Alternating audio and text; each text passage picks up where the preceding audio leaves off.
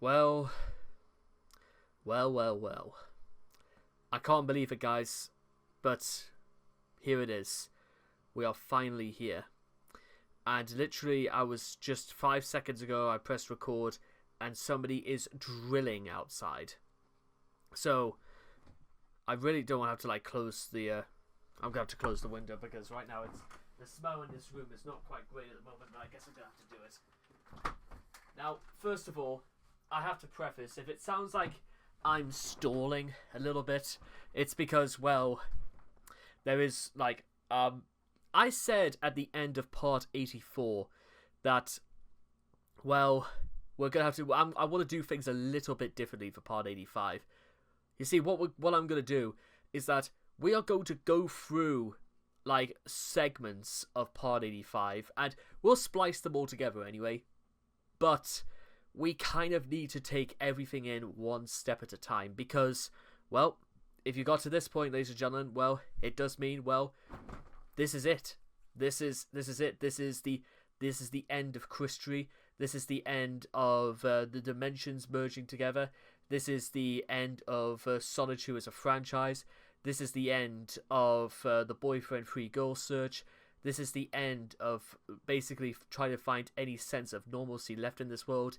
And it's the end of Christory as we know it. So, to start, guys, let's take this back a little bit. Because if you were to tell me 5 years ago, when I first started watching this series, is that this is where it would all lead to, well, Chris is to not only being Chris being arrested, Chris being in the clink for 2 years, Chris getting out of prison at all, and circumstances in which Chris is now having to live separately with an unknown alias who is only known to the world as Flutter. And, well, Chris, when you think about it, when you think about what happened before Chris got arrested, and when you think about what happened after Chris got out of jail and what exactly she's been up to since, you would have to admit, for some strange reason, Chris seemed to have gotten pretty much the best part of all of this. She lost two. You may say, well, you can't really say that much because she lost 2 years of her life. Well, I would say, I would argue the semantics about whether or not Chris actually lost out on anything. Because, well, think about it. Chris got to be in a place where the rent was never due. Chris was locked in a place where trolls, really, to be honest, nobody could really get to Chris. Now, with that being said, I do know that in March of 2022, Chris was completely incommunicado because, for those who don't know, Chris actually had to be transferred from Central Virginia Regional Jail to Western, I think it was the Western State Hospital, because they determined that for whatever reason, Chris was not actually fit to stand trial, because March was supposed to be when Chris got her third hearing, but because she was deemed medically unfit to stand trial, she was transferred to basically a psychiatric hospital. The one thing that Chris's parents had pretty much basically scaremongered Chris into for years, that you should never ever visit. And what would you guess? What? Who would have thought that that's exactly what would have happened? Although, unfortunately, again, Chris didn't. Well, fortunately, give or take, Chris didn't stay there for very long, and these are the things I'm going to be covering when I do my fan-made part 86. And actually, while we have this opportunity, I think we may as well talk about what exactly part 86 is going to consist of, and when guys are going to be able to see it. So the plan is that part 86 is meant to be coming out about a week after this video gets uploaded. Now, with that being said, I do kind of want to get it finished before this video goes out, because I want to actually send a copy to Gino Samuel first, only just because I wanted to hear what he thought he wanted to say, and You never know. I might literally just give him the script, if you will, just so he can do a dub over it and say it's his own. Because honestly, we do have to sort of like give a salute, if you will, to Gino Samuel, because that man has been an absolute trooper. Doing the sort of task that no ordinary person should tread, talking about the life and crimes of Christian Weston Chandler. So, if there's one person that absolutely needs to be credited more than anything else for doing the right thing by observing Christory as opposed to being a part of it. I mean, there have been parts of this where Gino has had to include himself only because they sort of fit into the realm, but then again, I couldn't imagine. Gino strikes me as far too professional to know better than to all of a sudden like get involved in stuff like this. With that being said, however, apparently this is declared the end of season 1, which, to be honest, an end of a season, really, and it's only taken 85 parts to get to here. That's a bit wild when you put it in that perspective. But it's also kind of actually, I suppose the only other thing I could think to ask before we like end part 1 of this is that, well, I'm surprised like they've never ever thought to do like an award for Gino Samuel, something that goes far beyond a silver or gold play button. Maybe an award for outstanding documentary series on YouTube, because to be honest, I feel like Gino probably deserves that. He deserves some level of recognition for not only his documentative skills, but for the fact that he actually has had he went through with this. And he did absolutely everything by the book. And, well, that's kind of how we got to where we are today. So thank you, Gino. Thank you so much for doing this for us. And one of these days, I certainly want to be able to cover your other documentaries, because he's done quite a lot of other things on his channel. It's not, well, I think it's on Gino Samuel 3.0, where he does like his other documentaries. I know he's done like a short little series about like Japanese monsters, or Shimigami, if you will, or just your bog standard yokai. But we'll come to those. Let me know if you want me to cover those. I'll do them on this separate channel, so we should be tight on that. Now, that, believe it or not, was the that's what I call the end of part 1 of this video, because now we have to get into what I am absolutely going to be calling part 2. I promise you we will get to actually talking about the video soon, but I've never had the opportunity to do this before, but since this is probably the first and last time we'll be able to do this, so let's actually talk about the thumbnail that they went with. And it should come as no surprise to everybody that it is, well, it's Christine's arrest report, and it's a snap picture of Chris's mugshot. Now, for anyone who remembers what happened at the end of 2014, in fact, actually, I've got an idea. Let's do that right now. Let's do a little comparison. So, this is Chris on, what was it, the Prime Minister of Ireland tweeted this. What does... No, maybe somebody else did that.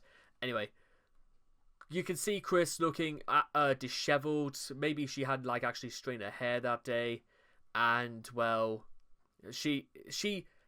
from this you would gather the impression that Chris here did not know what the hell she was doing. She probably didn't even have a clue about what on earth she was even getting arrested for.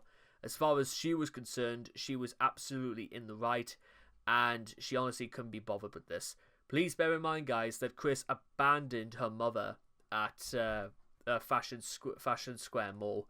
So, ironically, this does sort of, in a strange roundabout way, not only does it involve violence, it also involves Bob and more elder abuse again by abandoning your elderly parent whilst you went to not only pepper spray somebody inadvertently, that's what you may say, inadvertently, yes, but it still happened nonetheless. And Chris just kind of looks like she just couldn't care less, really. So I know a lot of people are understandably annoyed when they see stuff like this, and yes, it absolutely is an absolute pain in the neck when this happens, and there's not a shred of like guilt.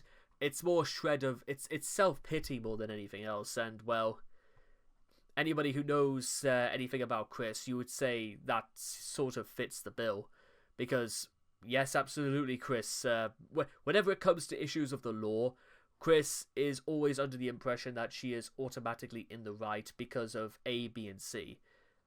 Compare this, however, to 7 years later, and this is Chris's mugshot from when Chris was arrested on the 1st of August of 2021. This one kind of annoys me for different reasons, because here, Chris kind of looks a little too comfortable.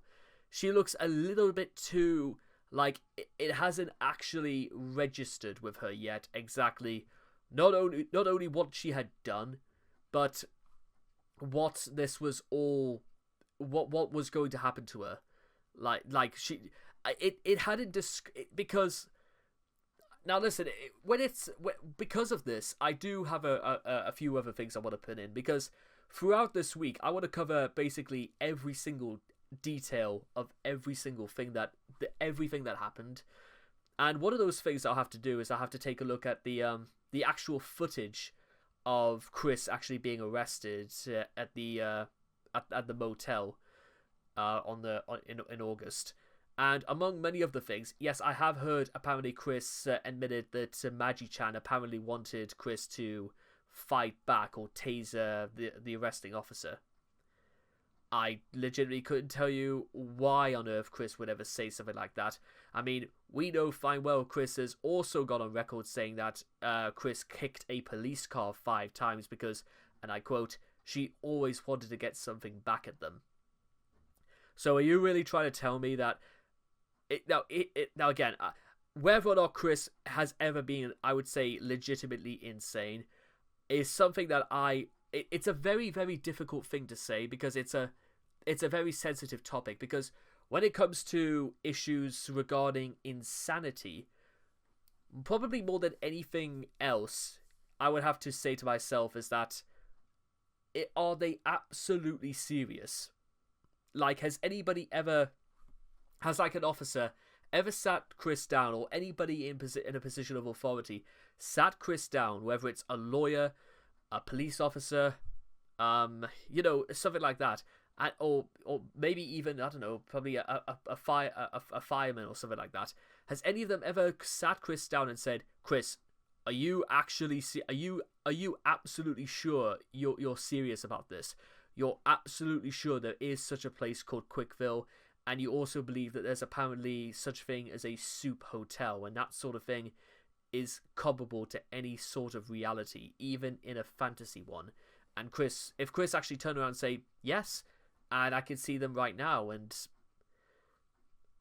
I would, again, okay, maybe that's why we sort of have to actually, like, maybe do a bit of a discussion about what for insofar as what the law says, or at least the law in the state of Virginia, what technically counts as insanity, and what actually counts as, well, Chris will just believe whatever she's being told at the time. Because you have to remember, it wasn't like this was a thing that sprouted out just because Chris couldn't go to BabsCon in 2020, which led to the that whole episode, that 8-month episode of Chris LARPing as Sonichu for whatever. I still don't even, to be honest, I've watched like all those parts, and even I can't work out why on earth Chris thought, what was the intention, what was the end goal, what was the way, what did Chris think was going to happen by pretending to be Sonichu for that amount of time? Because nothing changed from it. The only thing that actually resulted in this is that Chris tried to be manipulated by Prater and like Nort into trying to tase Chris, and for some reason Chris was more than happy to be in on this. And, well, yeah, that maybe that's one of those things that probably is like realming on insanity. Well, insanity, or the other option as well is that Chris is, well, suffering from some sort of neurotic levels of like brain damage or something. Maybe it's more of a traumatic. Well, There's Chris has been through quite a lot of what a lot of people would describe as traumatic incidences. Surprisingly, a lot of these seem to suggest the idea that Chris is actually kind of okay a little bit, because the whole thing about Julie and Blue Spike, yes, Chris was very, very upset, but it's not the sort of thing that Chris went on years later to say, I never ever got over that sort of thing. Now, whether or not Chris is, again, telling the truth about stuff like that, it's a bit hard to say, because we know fine well Chris is, well, an unreliable narrator at the best of times. Yeah, it's very difficult to say what, or determine what Chris is legitimately feeling, what Chris is legitimately thinking, and whether or not Chris even knows herself what she's even doing or what she's talking about. Now, you've heard me mention a couple of times over the last couple of weeks is that Chris had seemingly got to the stage in about, I'd say, part 69, that Chris was starting to lose the power of rational thought, and Chris was also starting to lose the ability to legitimately make her own decisions of her own free will. And that wasn't even anything to do with the idea, guys, but it's almost as if, like, what I'm trying to say behind that is that whether or not you ever sat down Chris and say, Chris, why are you doing this? Do you reckon Chris would be able to give like a legitimate answer, or would Chris just say something that she doesn't agree with, or she doesn't agree with 100%?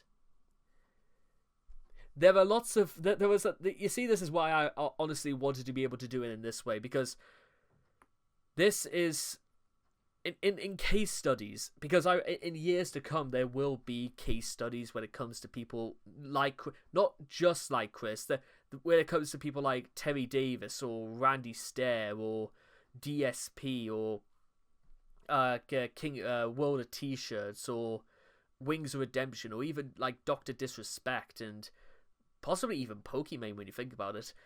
But then you have to also to understand the logic or the trail of rational thought, or their cognitive dissonance, if you will, as to why they do the things they do. And don't even get me started on people who are like well and truly like facing like longer sentences, like Johnny Somali. One of these days I absolutely am going to cover the entire story of Johnny Somali. But until we know what the South Korean authorities are going to do with Somali, and bear in mind South Korea is still currently under martial law as of the recording of this video, the 15th of March 2025. We are maybe they'll be far stricter towards Somali, maybe because Somali is a foreigner to the South Koreans, or whether or not it's just because, well, martial law does impact jail terms for some reason or another. It's ironic as well that he's facing jail specifically in South Korea. Like, they haven't even discussed the idea of deportation yet. Maybe that's possibly a symptom of like martial law or something. I don't know. Anyway, back to Chris. I suppose, again, when it comes to the only other thing I want to say before we end, well, part 2, is that there's a clip from when Chris was released, and Chris started doing a live stream, and all of a sudden somebody sends a message via super chat, and all Chris could do is just sort of like look down at her medallion, kind of like a little bit sullen, and she looks like she's like she feels guilty. Not in this. She doesn't look guilty here. That is not the face of somebody who feels guilty about what they've done. And if you're going to say to me right now is that Chris has no reason to feel guilty, I'm going to, well, by the time we finish part 85, you're going to find out why Chris probably, and bear in mind this again, this is also a picture of Chris actually, like, I know this is a bit small, but this is Chris smiling as she's actually dabbed in prison in a prison uniform. And then of course you get later when Chris's hair's grown out and she's obviously not happy anymore. And then at a later date, I think this was like the latest one before Chris was arrested, in which Chris sort of like has lost weight. This might have been after Chris went to reach the Western State Hospital. The more I think about it, maybe this was before Chris went, which is kind of insane when you think about it. So maybe it is absolutely true that Chris, like, I don't think she realized what she was doing. Now, whether you want to say this is because Chris was completely under the impression that she was still a goddess and therefore she was going to get out of this no matter what. Well, we all know how how well that ended.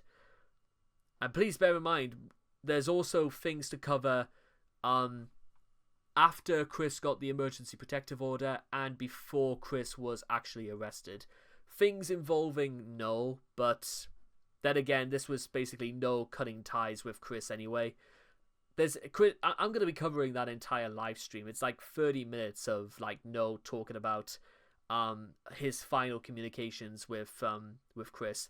Since, well, spoiler alert, if Noel ever gets mentioned again in regards to Christory, it will be in some very passive form because, well, to say what happened, to say the backlash was immense, and the fact that everybody just decided they didn't want to have anything to do with Chris whatsoever, because outside of that, they all thought that Chris's time in the spotlight was coming to an end because, well, there was quite a lot of other people who completely had it in and were finished talking about Chris by that point anyway. I know Dylan Thomas didn't have anything else to say. Gibby still continued to talk about Chris, but that was more to do with the fact that Dylan Thomas was pretty much like quitting YouTube anyway. But, well, we are nearly 25 minutes into this recording, and the only thing we've covered up to this point is, well, the zeitgeist surrounding this actual series, and, well, the thumbnail, and a lot of other little mini things that I'll probably be referencing again later. So, yeah, with those out of the way, now we can actually start talking about part 85. May God have mercy on your souls. Okay, so, well, as I promised earlier, here it is. And if anyone wants to back out now, well, now's probably the time. Let's go. Ow, my ears.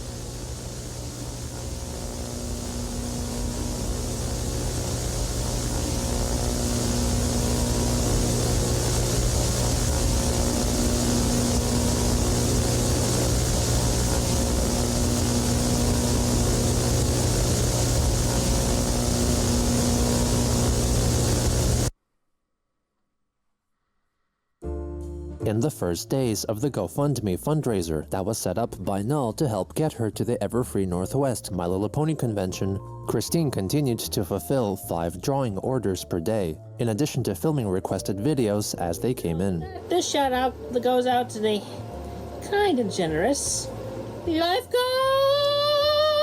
Hermit. Well, at least your name's not Kermit.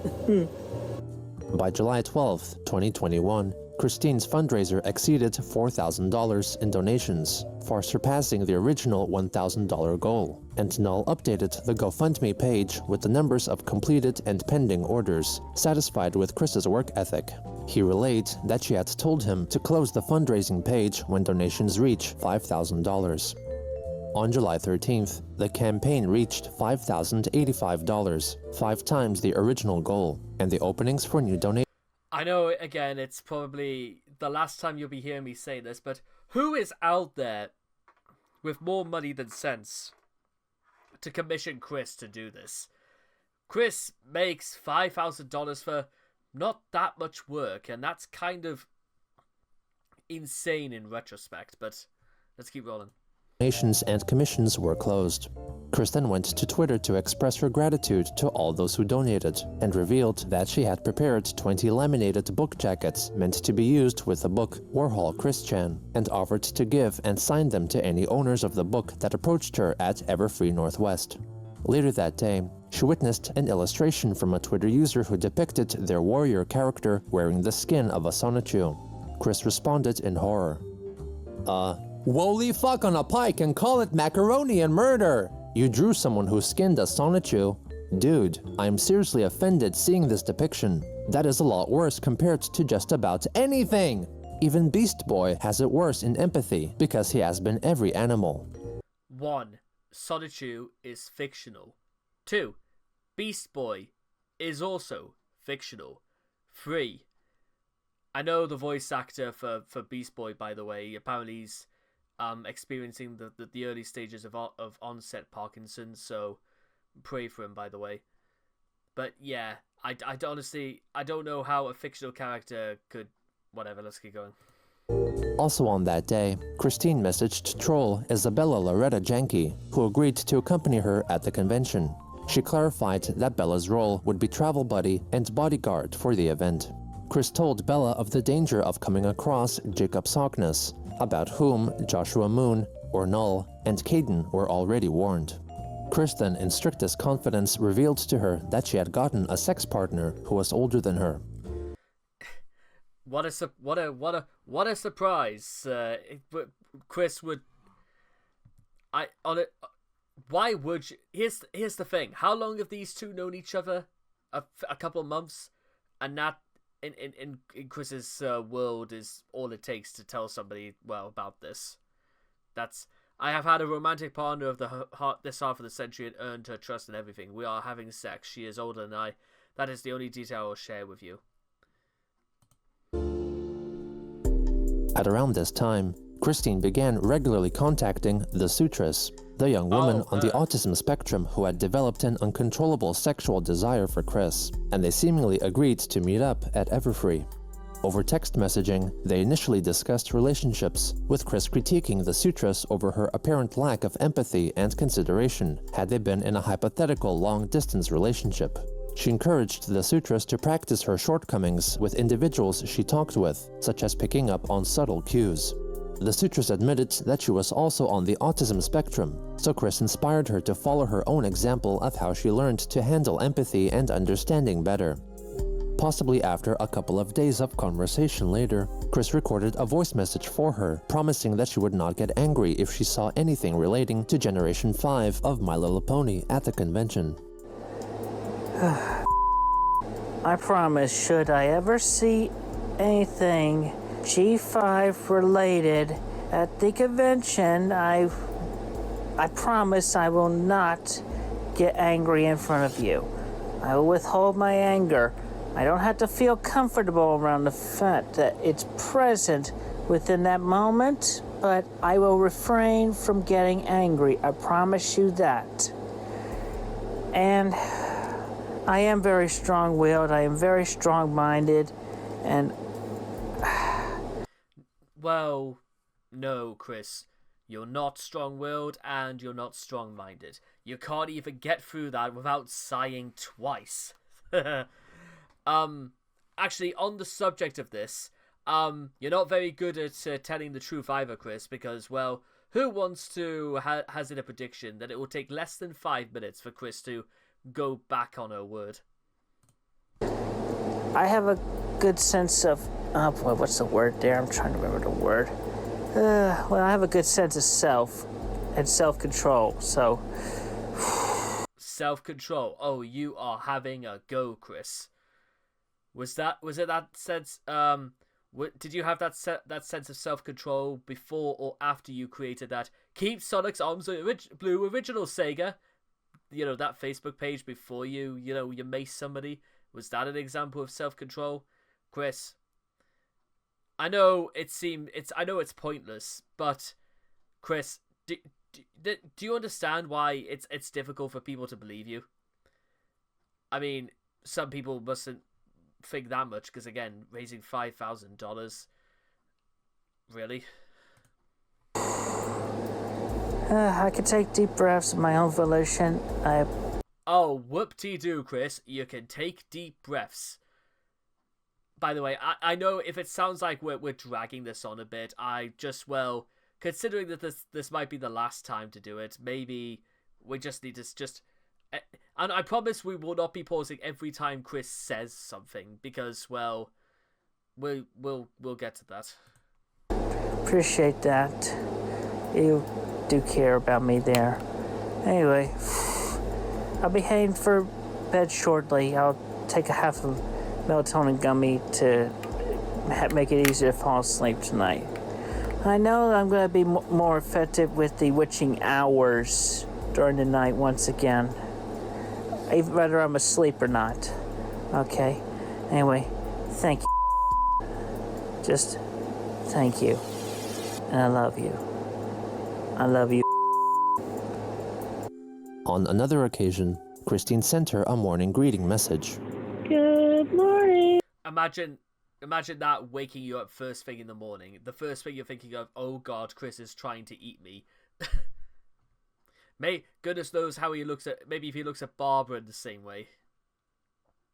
Actually, let's not think about that. Ew.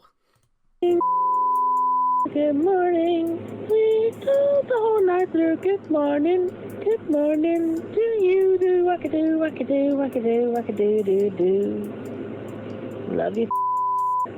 Have a lovely day. The two also had flirtatious video calls over the video chat application FaceTime. During one call, the suitress stated that she showed Chris her bare breasts. She claimed that Chris's response was, you're starting to turn me on. Chris later on shared with the suitress a photo of her iPad as she was watching a Watch Mojo YouTube video titled Top 10 Hottest Anime Moms Ever. What do you reckon, guys?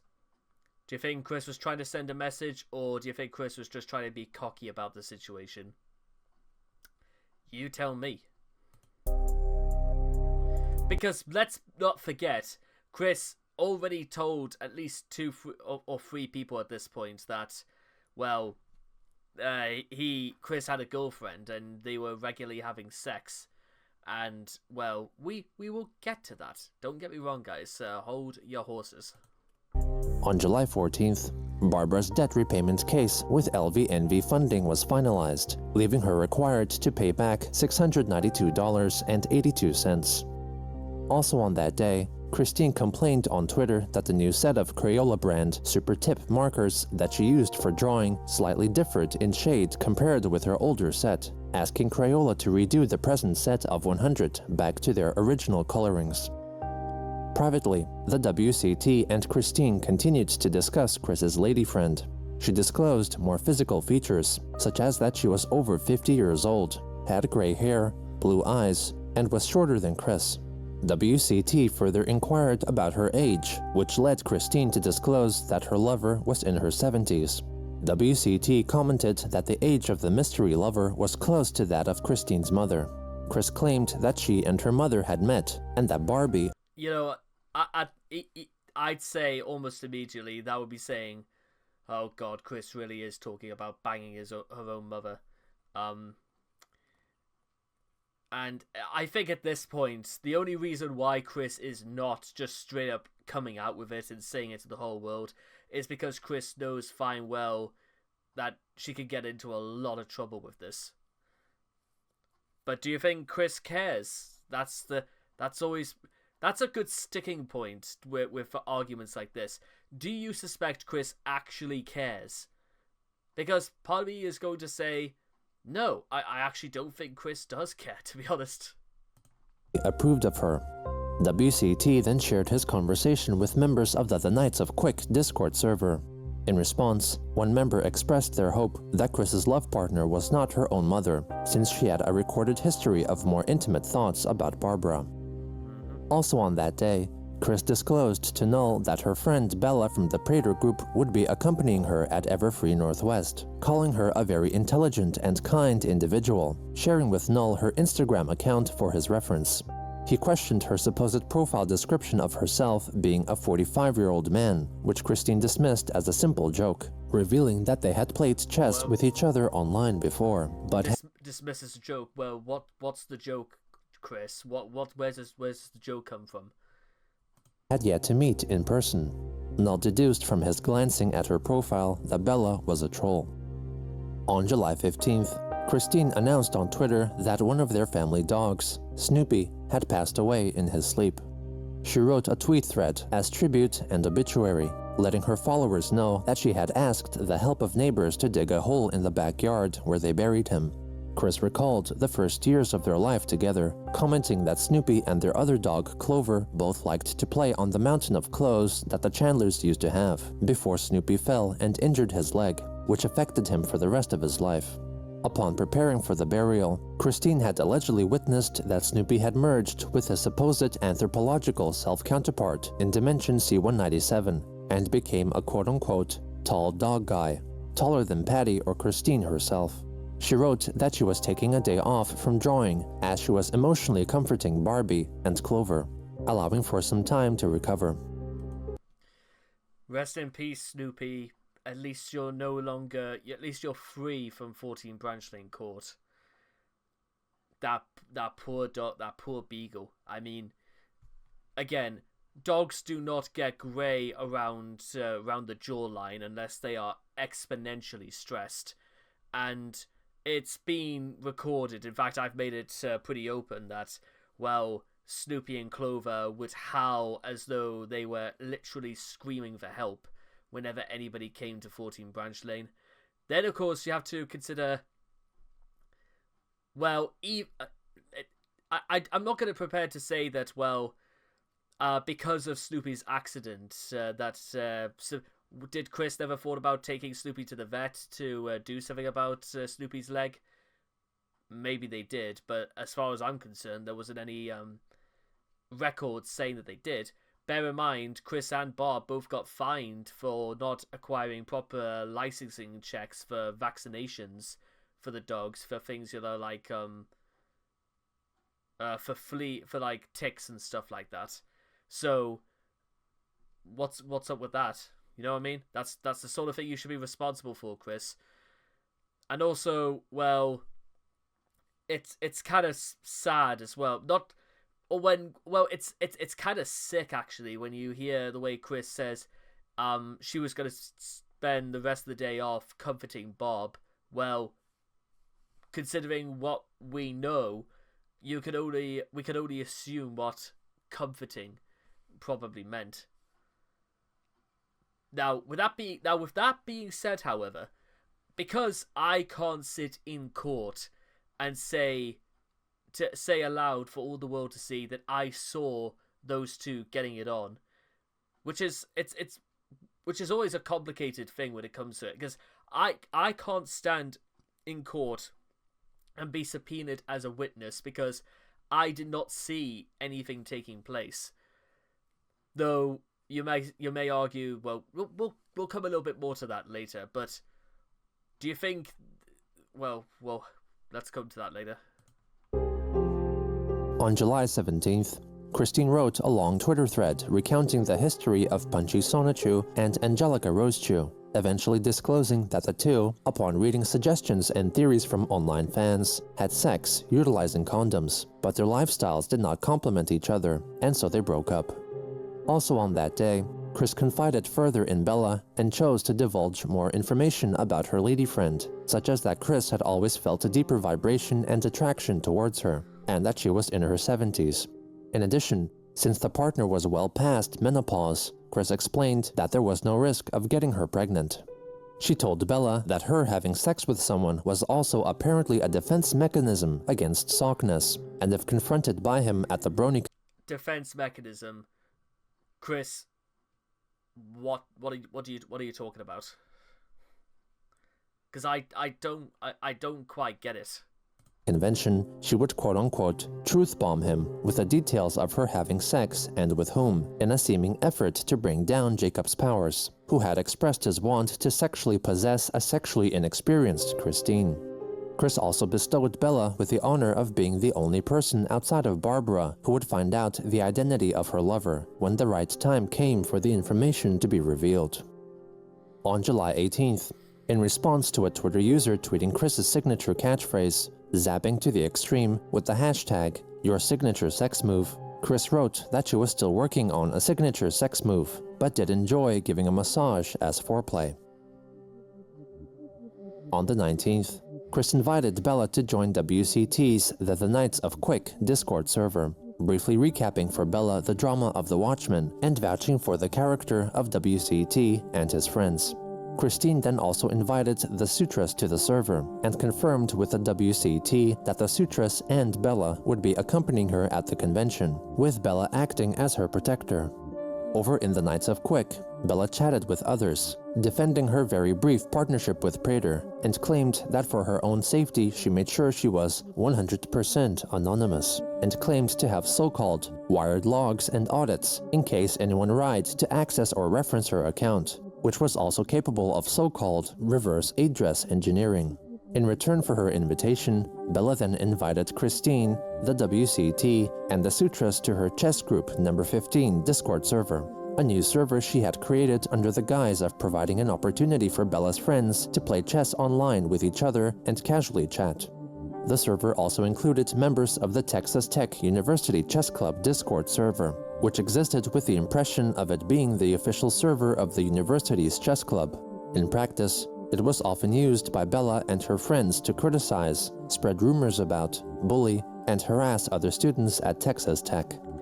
Now, that is also true, and, well, Bella will absolutely get hers, not only towards the end of the video, but in parts we're going to be mentioning as well later on, because in case you're thinking Bella did the right thing by literally exposing, well, let's not forget, Bella has a fucked up past as well, but now I think we've laid out the foundations for at least the first part, if you will, or rather part 3 as we're going to call it. The Texas Tech group has been set up. Chris is openly disclosing more and more information about who his partner is, and Chris manages to make over $5,000 for, once again, not really doing much work. Isn't that just the way?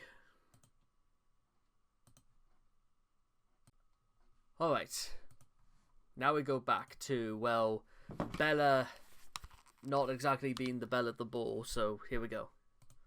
Here, she discussed with one Alan, who was also in the chess group number 15 server, their aspirations for trolling Chris, with Bella boasting about her trolling Christine for over a year without anyone being able to find her identity, claiming she had garnered a reputation for being epic and anonymous and a hacker. When Alan asked her why Chris trusted her the most, Bella said it was because she was extremely nice to her, which was the reason she could allegedly hack Chris's bank account to steal her money and get free trips, and get her to join a cult. Alan alluded to a supposed previous conversation wherein Bella seemingly had the idea to convince Christine to kill herself, to which Bella confusingly responded with, "Yeah, but by getting others to tell him they're Jesus and they hate them, and then saying, oh no, those people are us mean, open parentheses, and then he pays me." This appears to be the only publicized dialogue suggesting a supposed ploy to manipulate Chris into committing suicide, which can be perceived as a crude joke with no legitimate commitment behind the comment. Also, I know we've spoken before about Chris's intelligence, or lack thereof, but I don't even think Chris would even fall for something like that. I hope not. Meanwhile, over on Twitter, a user expressed their shock at finding out that there was an active Sonichu fanbase. Helena Fiorenza confirmed that there were about 30 legitimate Sonichu fans, while Christine replied that there were millions to over 1 billion people in the Sonichu and Roastu fan communities. Sure they are, Chris. I'm whatever you say, Chief. Chris then tweeted that she had noticed the lyrics for the Christian and the Hedgehog Boys theme on the Quickie were incorrect, so she posted the correct lyric sheet, asking the site's editors to update the page with the rectified information.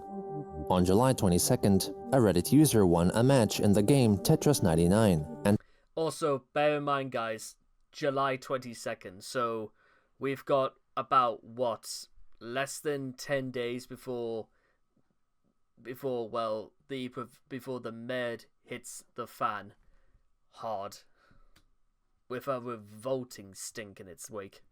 And upon completion was revealed the scoreboard and saw that Christine had played against him, finishing in 3rd place.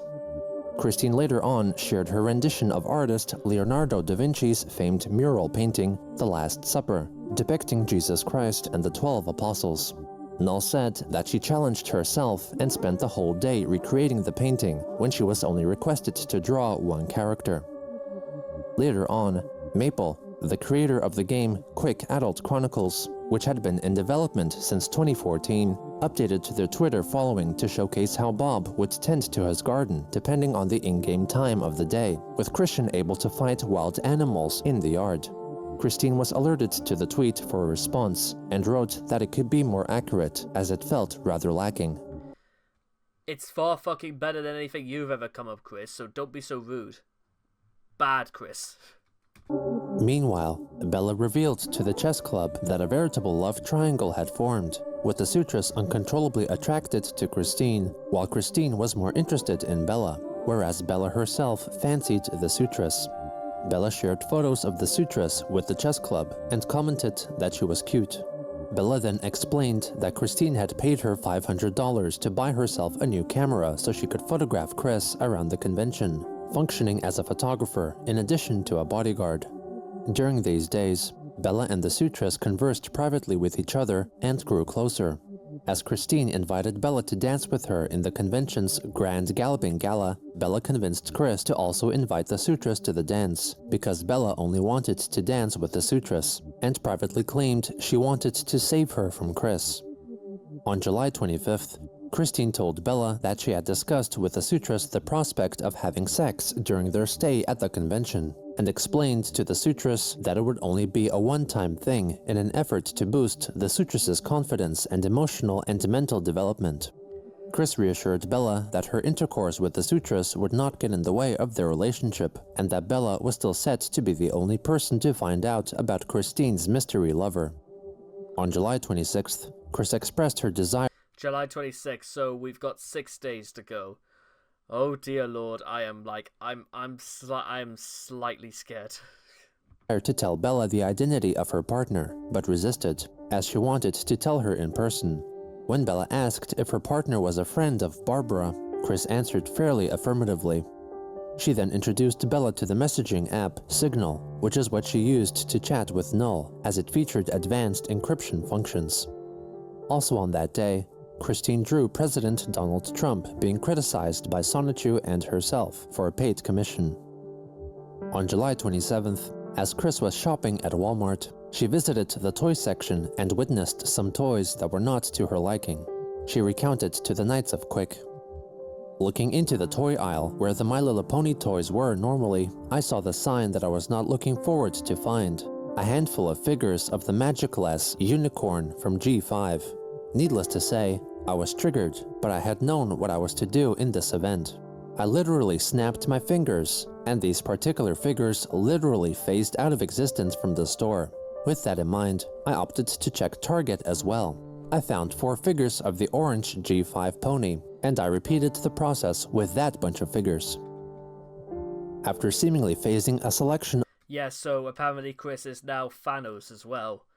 Well, to be fair, with everything going on with Bob, I guess you could say it really was inevitable.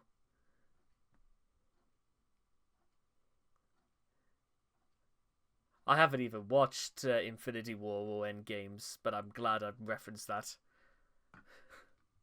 Of My Little Pony toys out of existence, she then returned home and recorded a YouTube video expressing her dissatisfaction with the new My Little Pony series. Hello, people of Hasbro in Rhode Island. This is Christine Weston Chandler Sonichu, your goddess blue heart in Ruckersville, Virginia. Now, listen here and listen good. I have told y'all, and I've kept it going time and time again, but y'all keep putting it on. But My Little Pony Generation 5 is canceled. G4, Friendship is Magic, needs its 5 more seasons. It needs to go on to season 14. Now, this is the last straw. Because for the good and safety of this timeline, you need to get that shit pulled off of shelves in Amazon stores or wherever else all the dang far away and cancel the frickin' G5 series. Make sure it never gets published anywhere and never, ever talk about it again and make the official cancellation notice public. Tell everybody I am telling you this truth, warning you. If you continue on and you do not listen to me, Hasbro, and do not resume G5, you do not resume G4, you have to cancel G5. If you don't cancel G5, you're gonna put this entire timeline in chaos. So I'm giving you this warning to tell you the truth and straight up. Cancel Generation 5 now, Hasbro, now! You know, some people would argue, and I know it's a pretty easy thing to do, but even at the age of 39, you would have thought Christine would have been perfectly capable of being able to actually manifest and control her own feelings.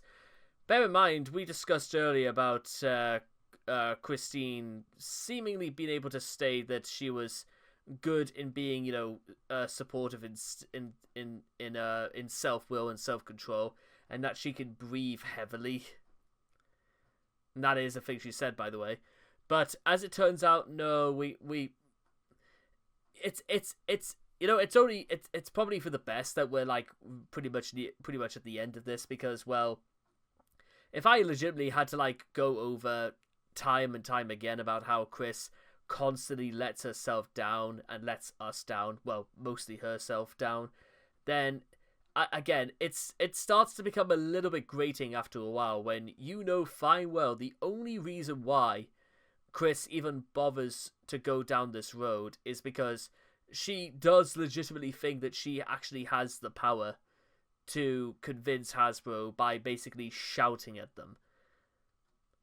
I don't know where Chris is getting this logic from. I don't understand how Hasbro is going to take the opinions of one 39-year-old severely autistic person on the internet that seriously.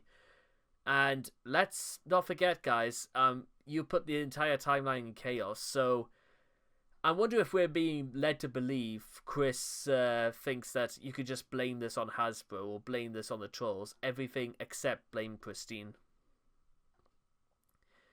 You know, I also find it kind of ironic that for someone who claims to watch like Generation 4 of My Little Pony, she didn't really read much into it, because what about all the morals about friendship and kindness and trust and management and stuff like that? Did Chris not pick up on any of those things that were in G4?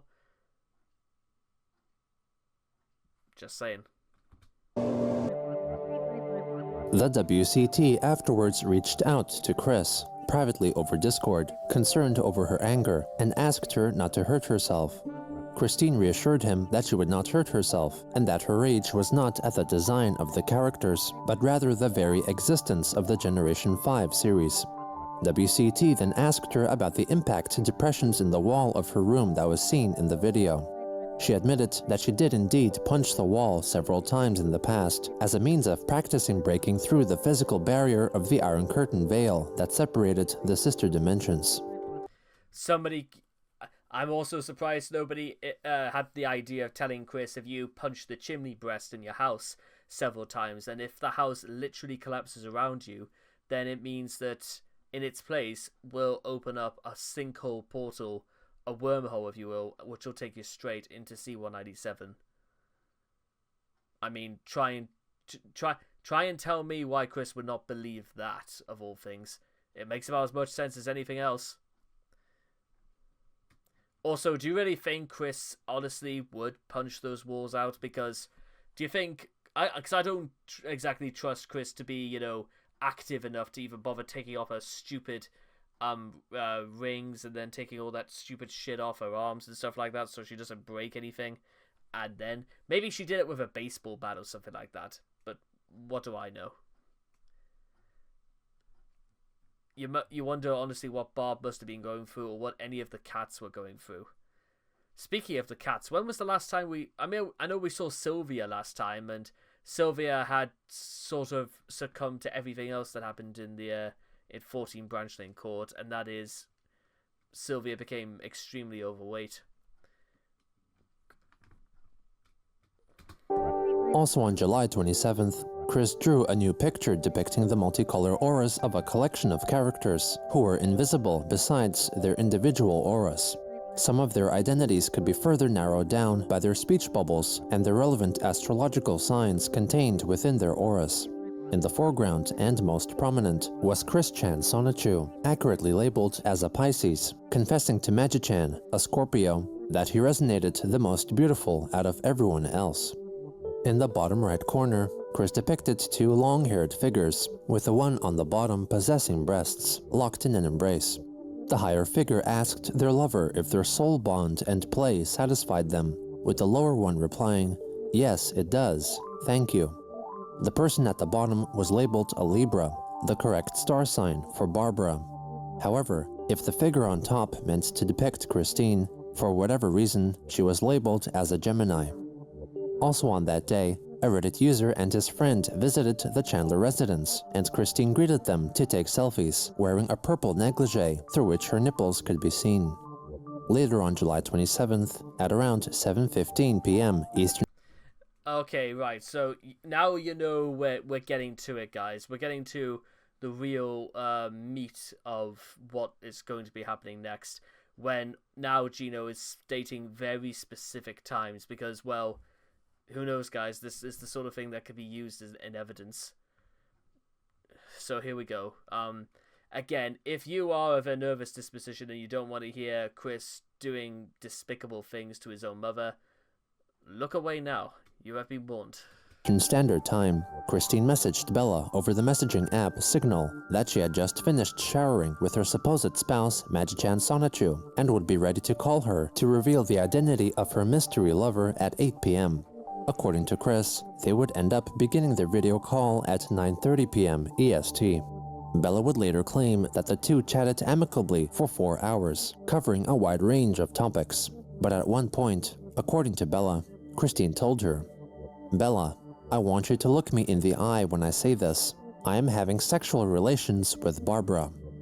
Bella later claimed that Chris told her that she and her mother would engage in 3-hour-long massaging sessions while wearing lingerie, and that both Barbara and Chris put clips on their nipples during their sex play, and experimented with vibrators and dripping hot candle wax on each other.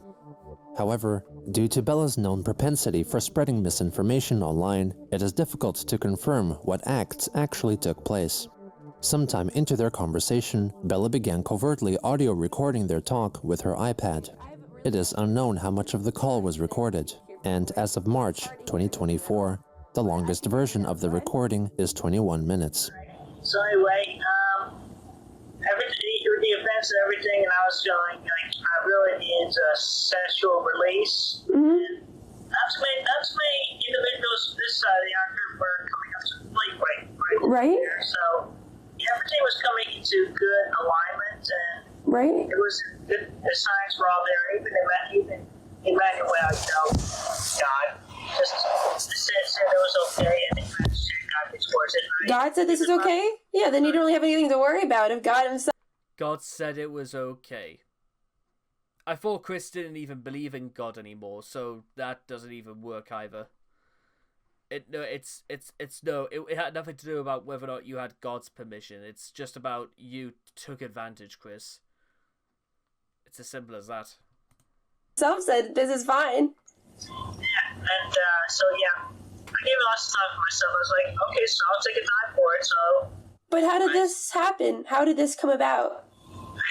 Well, which just mainly I was really, really horny, and I need the true and honest relationship to come about. So I'm obviously this was one of the best ways to do it, despite it being with the. I don't want to believe in labels at all, but Right. the obviously the incest fanfics have come true and shit. I didn't even know there was such a thing. I didn't even know there was incest fanfics. Were there about you and Barbara? I can't believe that. I didn't even think that. I knew that you guys had a good relationship, but I always thought, because I'm not huge on Christory and, whatever, I just thought that the whole Sonetry franchise was very interesting, and that's how I got into you when I was younger, right?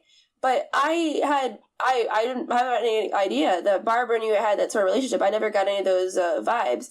How did you approach her? Approach her with care and caution. Mm-hmm. Care and caution, Chris says it. How do you approach your mother and say, "Oh, hi, Mom, I know this is a bad time, but you wouldn't mind if I had sex with you?" What? I'm going to take that as a yes. Zzz. Approach with care and caution. I can't believe it. Again. God almighty. It was a time approach, so I just gave her comfort and talked with her, and we just branched out slow and steady, and then I encouraged her positively, let her make the first move. If she wanted to do it. Let her make the first move.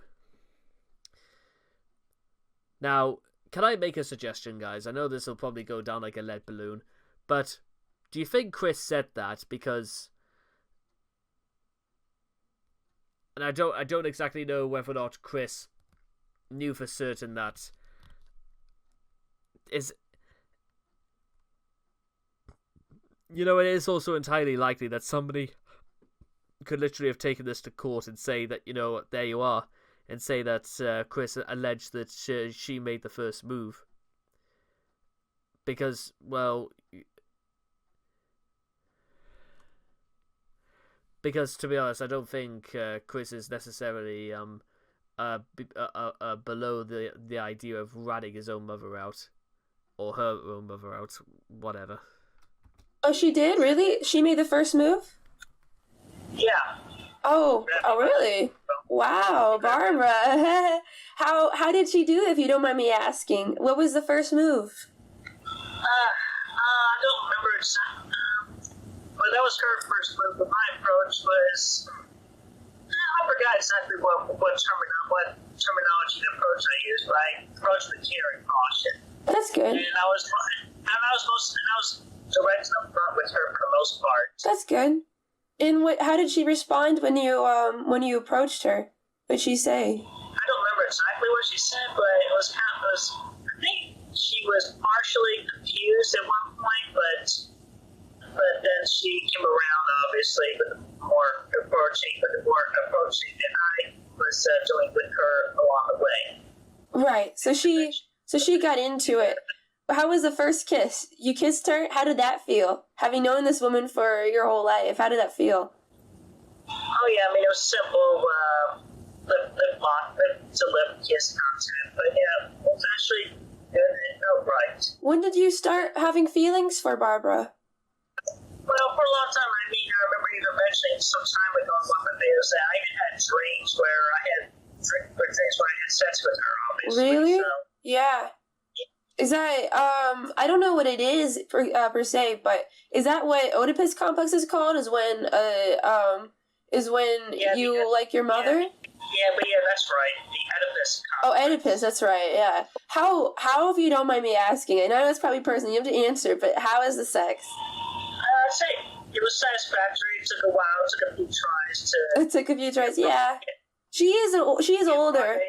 And plus, also, she's very understanding about the whole thing as well. I was direct with her, still direct and honest with her. I made sure that obviously, I'm never going to propose marriage to her at all because we're already daughter and mom. Yeah, mother and daughter.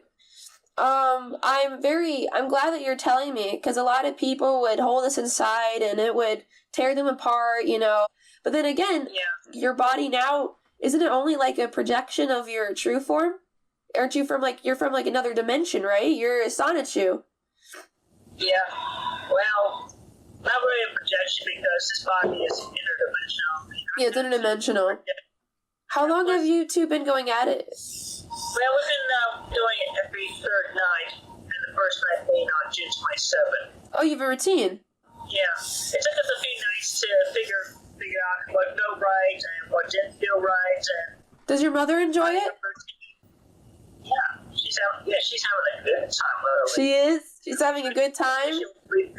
Especially when we figured it out. That's great to hear. Do you guys act more like brother and daughter, or do you guys act more like, lovers? When, like, say you come home from, the supermarket and you see Barbara, would you say, hey, sweetheart, or do you say, hi, Mom?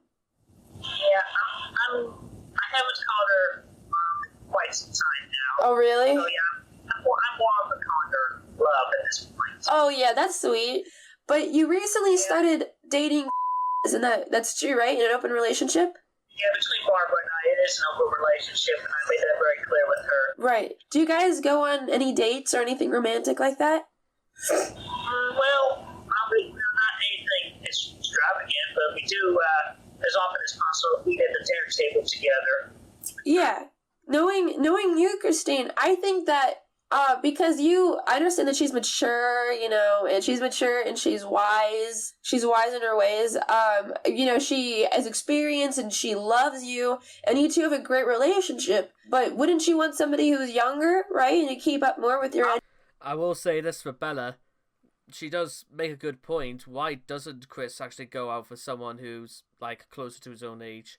And for that matter, the dubious nature about how any of this began, or whether or not this was manipulated in some way, is within the realm of questioning. Energy? Yeah. Yeah, obviously, but obviously if I can find some... This is very interested in you. She's a super girl. Yeah. I have foreseen, I have looked into the future, and I know she's going to find her better long-term sweetheart. Are you sure? Because talks to me saying how great you are and how much he loves you, right? Maybe because the future can change, right? With fate. It's a possibility, but it's Why didn't you try for her? Because consent to having an open relationship, right? I'm sure you're fine with both of them now, but over time, right? Really, really, really adores you, and she's a wonderful girl. I text her a lot, we chat. She has never said a single negative thing about you. She adores you, but she'll be more open to doing stuff like, having spa days, getting pizza, going out together, and she's probably newer in the bedroom, but she's willing to do it. She's willing to have fun with you. Yes, I agree, and I appreciate all that. Yeah, I'm making the short time count as best as I can with her. Oh, I understand. But how are you feeling, Christine? Because I know there's a lot of societal pressure on you about, this thing with Barbara. There's a lot of societal pressure and a lot of people, consciously who judge, who would judge, and, there's a lot of eyes on you. It must be very stressful. Yeah, it is. Yeah, I can imagine. I'm so sorry about all that stuff, yeah. So, yeah, she's got really the G-spot, because apparently I don't believe that Mr. C, any of her past boyfriends has... Right, so if this was an already realm from any distinction of, good taste or anything like that, Chris even has to bring in the idea that, well, he was better at satisfying his own mother than even his own dad was. That is not a name or a sequence of events that sounds like it's even real, does it?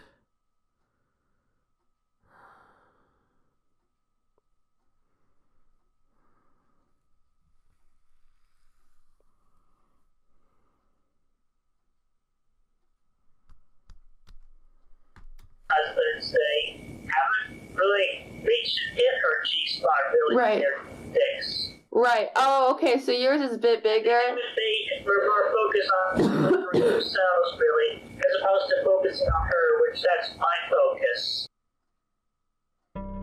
After the call concluded, Bella excitedly informed members of the chess club about Chris's sexual escapades with her mother, Barbara, and shared an edit of the recording with them. She planned to leak the call at a later point, but in the meantime, she schemed to create evidence concerning the recording to keep herself anonymous.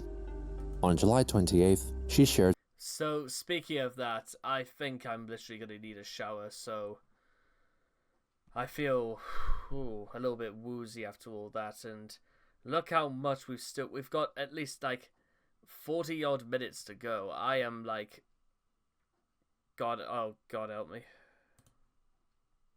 Okay, rightio, so we joined us for like what, I think it's like part 4 now of part 85, and well, if you're caught up to this point, then what's happened so far is that, well, Chris has pretty much disclosed to Bella that the only other thing of note is in that call, well, between her and Bella, is that Chris seems to insist that it was Barbara who made the first move, but we'll see about that. After the call concluded, Bella excitedly informed members of the chess club about Chris's sexual escapades with her mother, Barbara, and shared an edit of the recording with them. She planned to leak the call at a later point, but in the meantime, she schemed to create evidence concerning the recording to keep herself anonymous. On July 28th, she shared a 9-minute edit with a suitress, who asked Bella to convince Chris to break up with her mother so Chris could instead have a relationship with the suitress. The suitress thought that Christine should go to jail for what she did, but nevertheless still wanted to have sex with her at the convention. Also, I think it's a bit late for that now, huh? Don't you think? on the 28th, Chris wrote a long string of messages to Bella, recounting her freshly concluded sexual dalliance with her mother of that day. So, yes, Barb and I just had another romp in the hay and an extensive cuddle. Tonight, I started looking into a more consistent pattern to my massaging, and I took the input and focused on getting blood flow into the groin area. Before tonight, I did not really have a set pattern in the massage, aside from feet and legs, followed by hands and arms, the face, front torso, and then a rollover for her back. I have found a more consistent method that works between the legs and arms, but I was inconsistent in the hands and feet. Oh, and by the way, at this point, in case you're wondering, that this sounds a little bit too insane to be true, Chris doesn't use any ambiguity. Like, usually if Chris would say something like, Sonichu told me that, well, in order to get him turned on, that I had to, well, do such and such with his legs and stuff like that, and massage his quills and stuff like that. But you know what I mean? Like, there's no other ways of looking at it than this, especially with someone who brags that saying that they've been doing this like once every 3 days for the last 2 weeks. Anyway, also made another attempt at rubbing her vagina, externally at first, then slipping in between the lips and rubbing the inner labia. Then she told me to stop. And when you say stuff like that, it's when there's no other way of getting around it. Now, I would say at this point, like, once again, because I, thank God, didn't see any of this take place, I can't stand in court and say that, yes, Your Honor, I saw it with my own 2 eyes, when obviously I didn't. By that point, I'm almost glad that I didn't, because, good Lord, you don't go into this much graphic detail if this was untrue, especially when it's concerning your own mother. She's getting more used to being played with down there by hand. Would you believe she has literally never ever masturbated in her entire life? And obviously those out of the 8 guys, counting Robert Chu, before me were not hitting her G-spot as much with their cocks. I had attempted the first night to rub her in there. I found her spot, but it hurt her. But, alternatively, I did find that at cunnilingus, I was good at it with my tongue, and I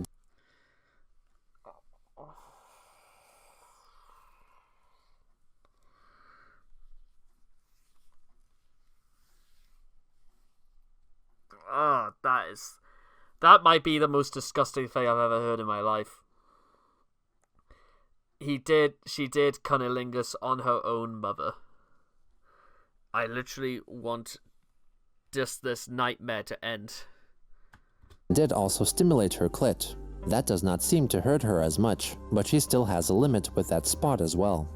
Anyway, we're making progress. And when we cuddle, and this actually impresses me more, I literally feel our souls bonding and coming together as one during that time.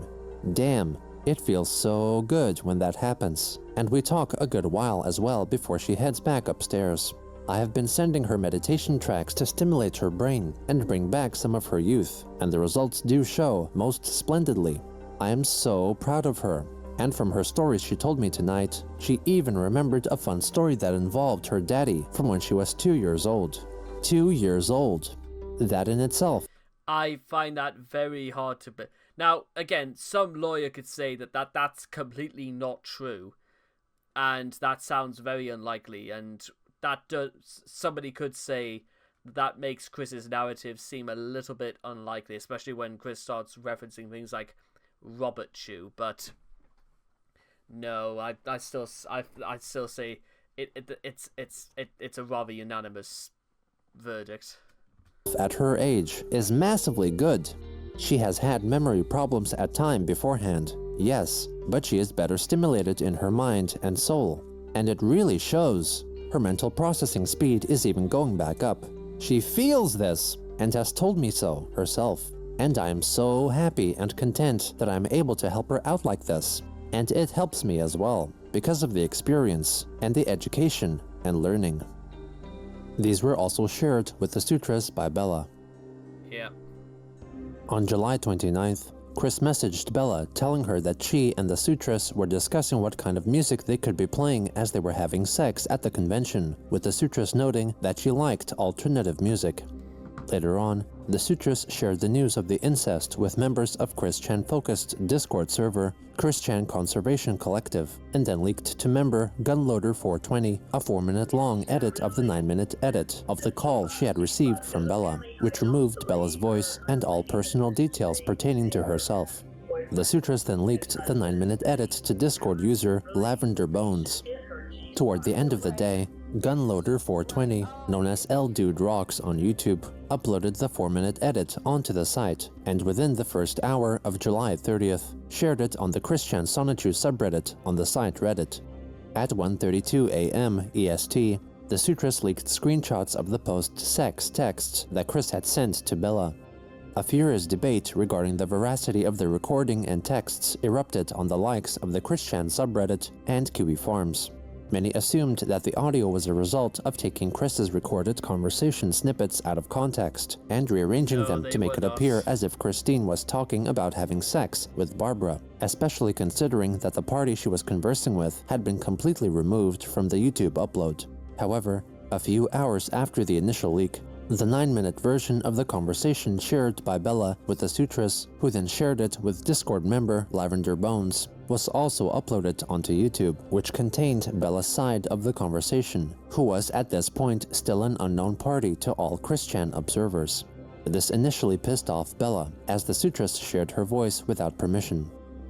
At around 8:35 a.m., Quick-centric YouTuber Dylan Thomas shared with Christine the leaked audio, asking Oh, by the way, in case you were wondering what was going on, I'm pretty sure July 30th was like, because it was either like, okay, so here's the thing, it was either, I'm gonna do a little bit of quick maths, because I'm pretty sure July 31st was a Friday and stuff like that, because I remember, I can tell you where I was during when I first heard the news about this. It was literally 5:30 on a Friday, and I was just about I wasn't meant to like finish work for another 90 minutes, and then July 31st was one more year out. Okay, there we go.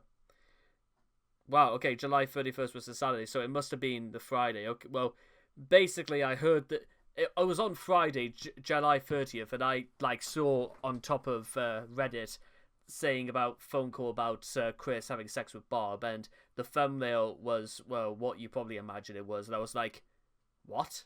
That can't be right.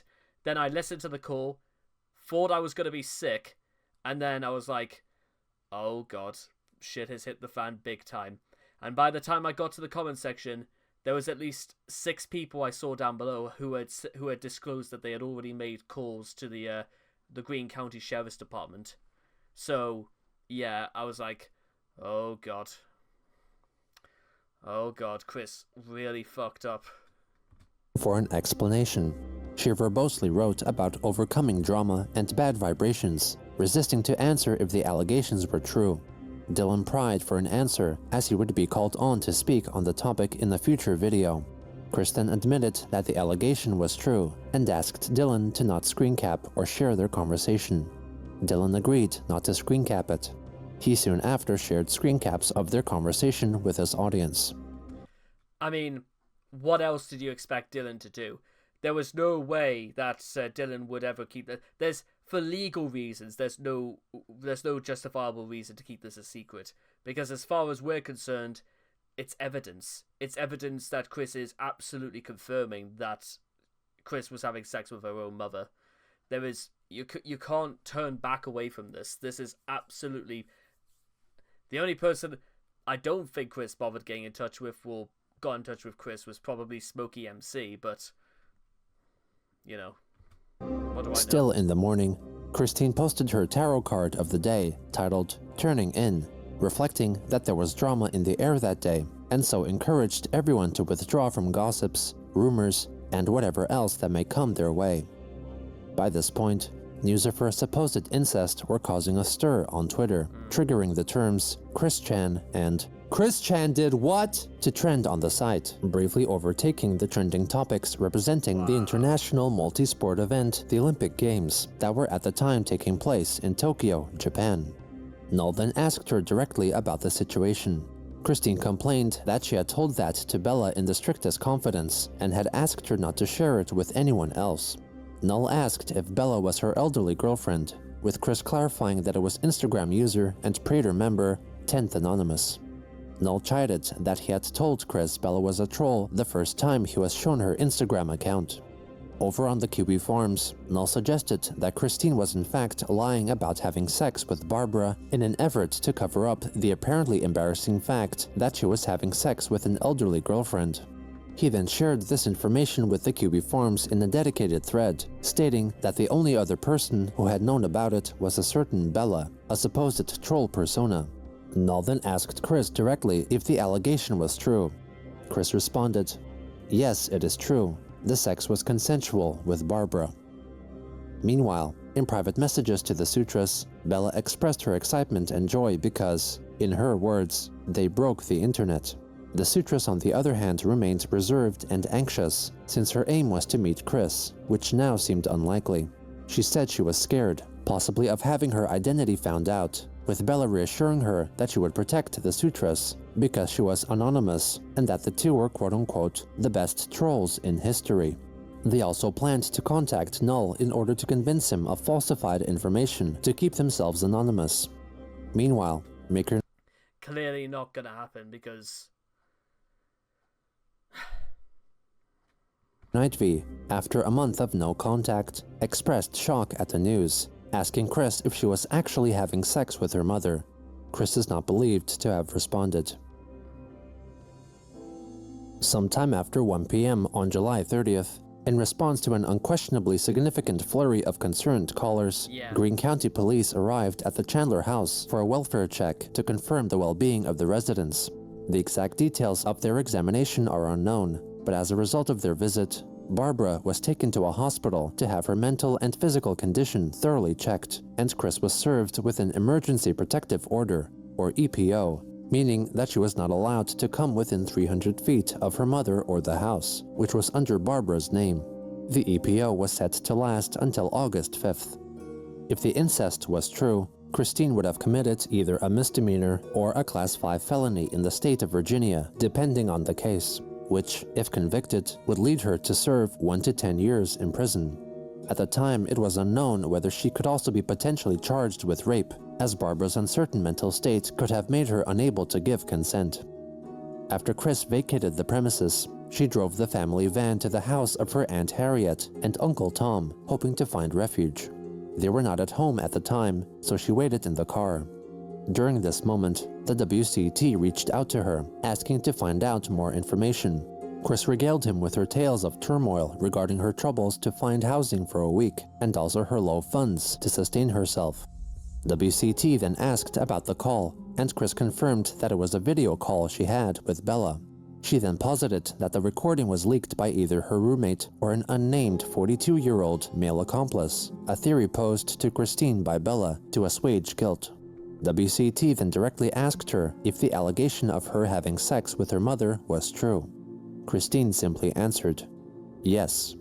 When asked why would she do this, Chris wrote that the love and affection between them was genuine, and that Barbara had made the choice to make the first sexual move in sound mind. That's another thing, again, Chris is... They would have asked, is that if Chris is sticking to that story that Barbara really did make the first move, well, then if that's true, then why aren't the police, like, serving, well, unfortunately, it seems that everyone has collectively decided that that's can't be true because nobody's really treating that as if the case, but yeah, that's probably how it is. Body and soul. WCT reminded her that incest was wrong and that she could be found guilty of a felony, but Christine said she had faith she would return to the house safely and without judgment. Are you without judgment? Are you sure about that? You are having a go there, Chris. WCT asked about her knowledge of the suitress who was alluded to in the call, and Chris confirmed it was the 19-year-old who was to accompany her at the convention. When the WCT asked her about a certain Discord user who had originally leaked the call, Christine suggested that the account possibly belonged to Bella's 42-year-old male accomplice, when in fact it belonged to the suitress, and neither Chris nor WCT knew it. WCT was instructed to delete the messages concerning her confessions of incest, but he managed to screenshot them before he did so. Chris then returned one last time to the Knights of Quick Discord server to post her PayPal account, asking its members for donations of preferably over $100 for accommodation.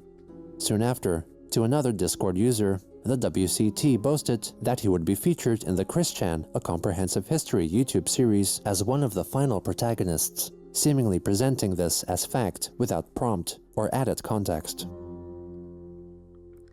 Yeah, well, how well is that working out for your WCT? We will get to what happened to Bella, like, later on, but what happened to WCT either? Because there's no way he can be considered a figure looking up to and all this. I don't believe that for a second. After sharing the recent information with the Knights of Quick, WCT learned from Anaxis and others that the original Discord leaker of the recording was indeed the suitress. He then direct messaged Bella, asking her to explain herself.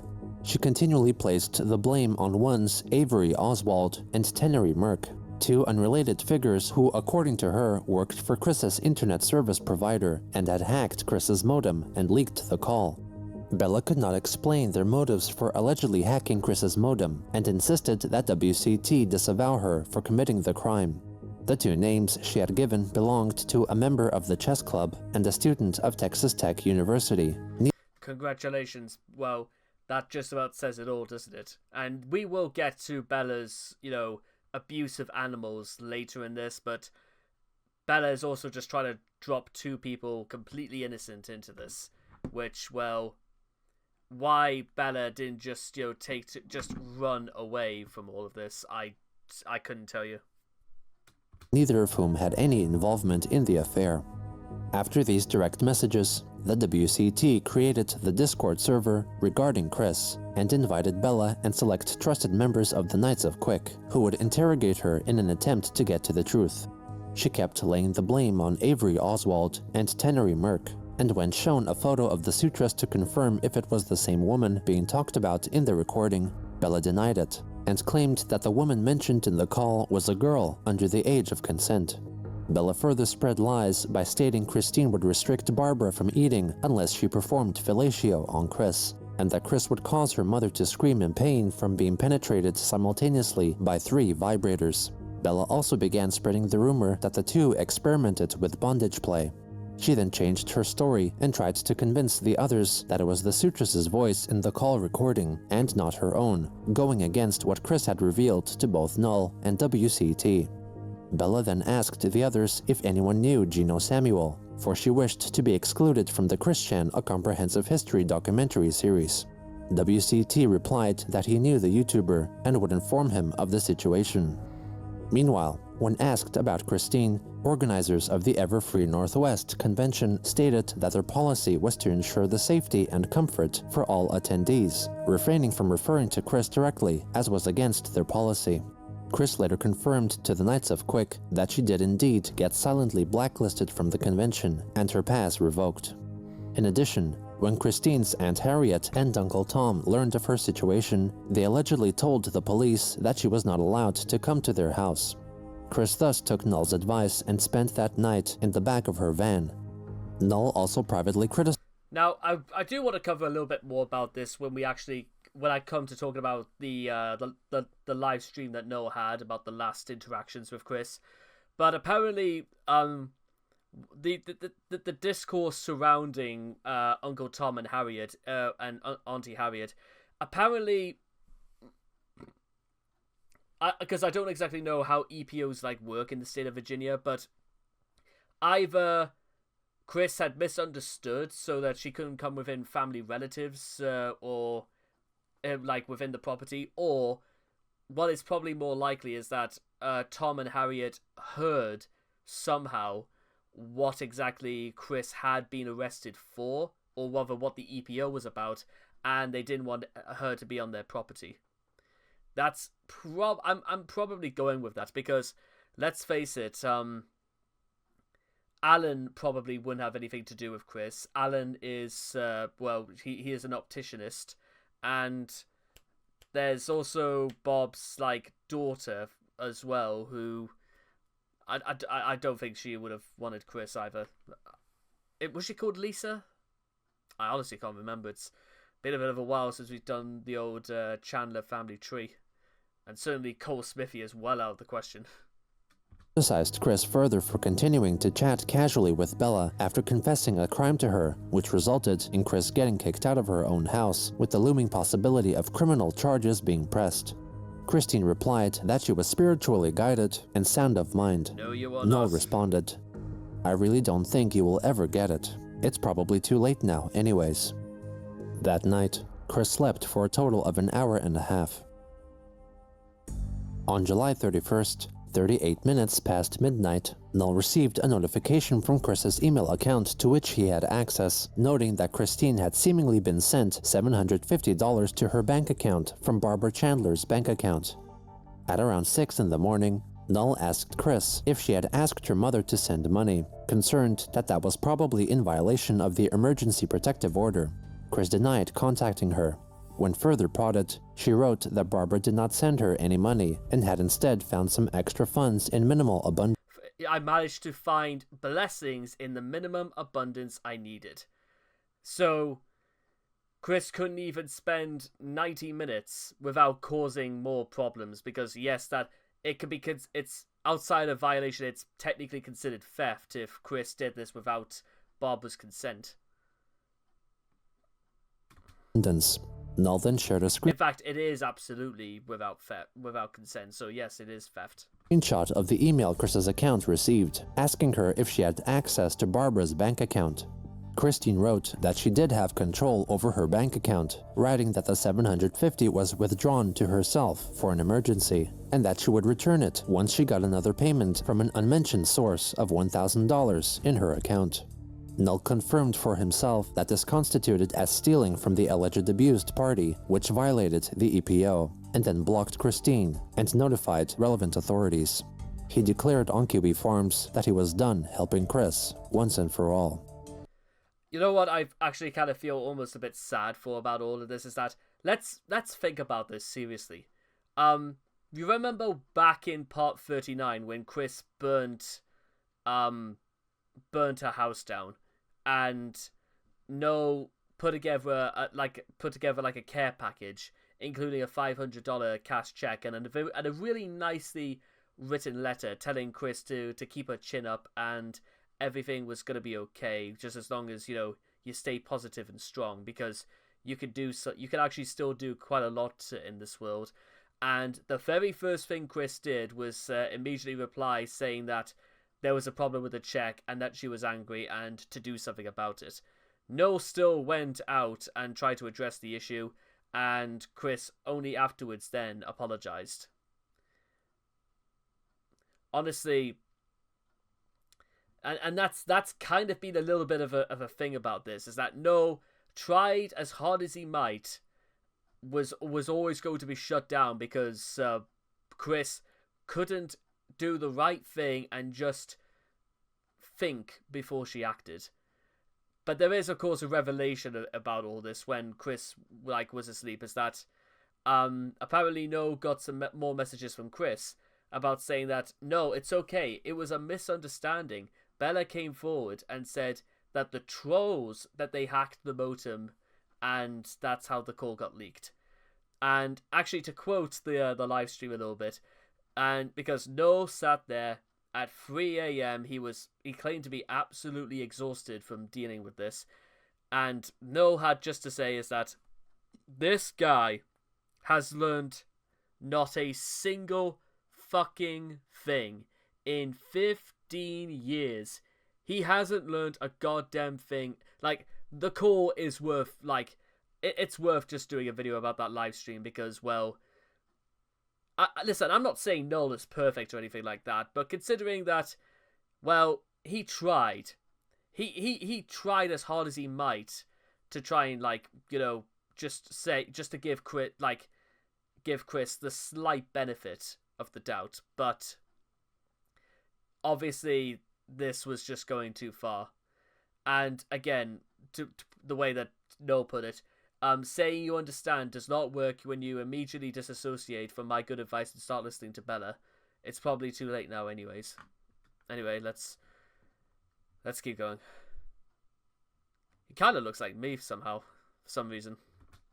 Later on, Christine told the WCT over Discord that she had found herself a hotel to stay at for $56 per night. WCT agreed with Noel's remarks regarding Bella that Chris trusted women too much. Chris then complained that the hotel became a necessity since Aunt Harriet and Uncle Tom, apparently the only relatives who could have helped her, became frightened by her and had refused to assist her. In addition, she revealed the police were yet to bring Barbara back home, as she was still being kept at the UVA hospital. Chris claimed to have left for hospital staff a scary voicemail message, since her mother had to go back home to tend to their dog Clover and a bunch of cats and kittens. She later confirmed that their animals were brought to the care of neighbors for the time being. The WCT told there we are, rescued at long last. Free from 14 Branch Lane Court. Goodness knows what they must have thought about Clover, or whether or not Clover literally barked his absolute lungs out the second people were coming to rescue her. Or him, I forget which one. Told her that if she were to be confronted by the authorities, she should cooperate with them. Twitter, Reddit, and other internet communities continued to discuss the Chris Chan incest situation, with game creator Edmund McMillan taking notice, revealing to his fans that he planned to replace the artwork Chris had made for his The Binding of Isaac 4 Souls card game. Noel then updated the GoFundMe page to tell donors that Christine had confessed to a then yet unknown party of aggressive sexual behavior towards her mother, and was served with a week-long EPO. Since convention organizers revoked her ticket, Noel wrote to her donors that the fundraiser no longer served a legitimate purpose, and made the decision to refund all donators. He expressed his initial satisfaction with her work ethic at fulfilling commissions, leading him to believe she would be able to sustain herself solely from her work. But the incest revelation left him questioning that scheme. He expressed further his thoughts on the subject on his live stream show, Mad at the Internet. So both of them, technically, if this is true, could go to jail for a year, right? So that's problem A for Chris. Problem B is that a lot of what I would have in mind for him, if he was willing to do the work that I give him, if I set up like a thing where people could buy commissions and shout-outs from him, and have that as a sustainable way for him to stay out of homelessness after Barb dies. But Chris, I know, has $40,000 in unsecured consumer debt. I know that the house has at different times had 2 mortgages on it. So that's a fucking issue. If she dies and this mortgage is untenable, she has 2 mortgages, and it's like, okay, well, you have to declare bankruptcy and you're going to be homeless now, Chris. Sorry. Like, so my plan was set up this thing, right, where Chris can make money doing things that people are willing to pay him for. Very obviously willing to pay him hundreds of dollars for shout outs, for podcast appearances, for drawings, for different commissions. Like, they are very willing to throw money at Chris for these novelties. That's jeopardized if he's a motherfucker. Right?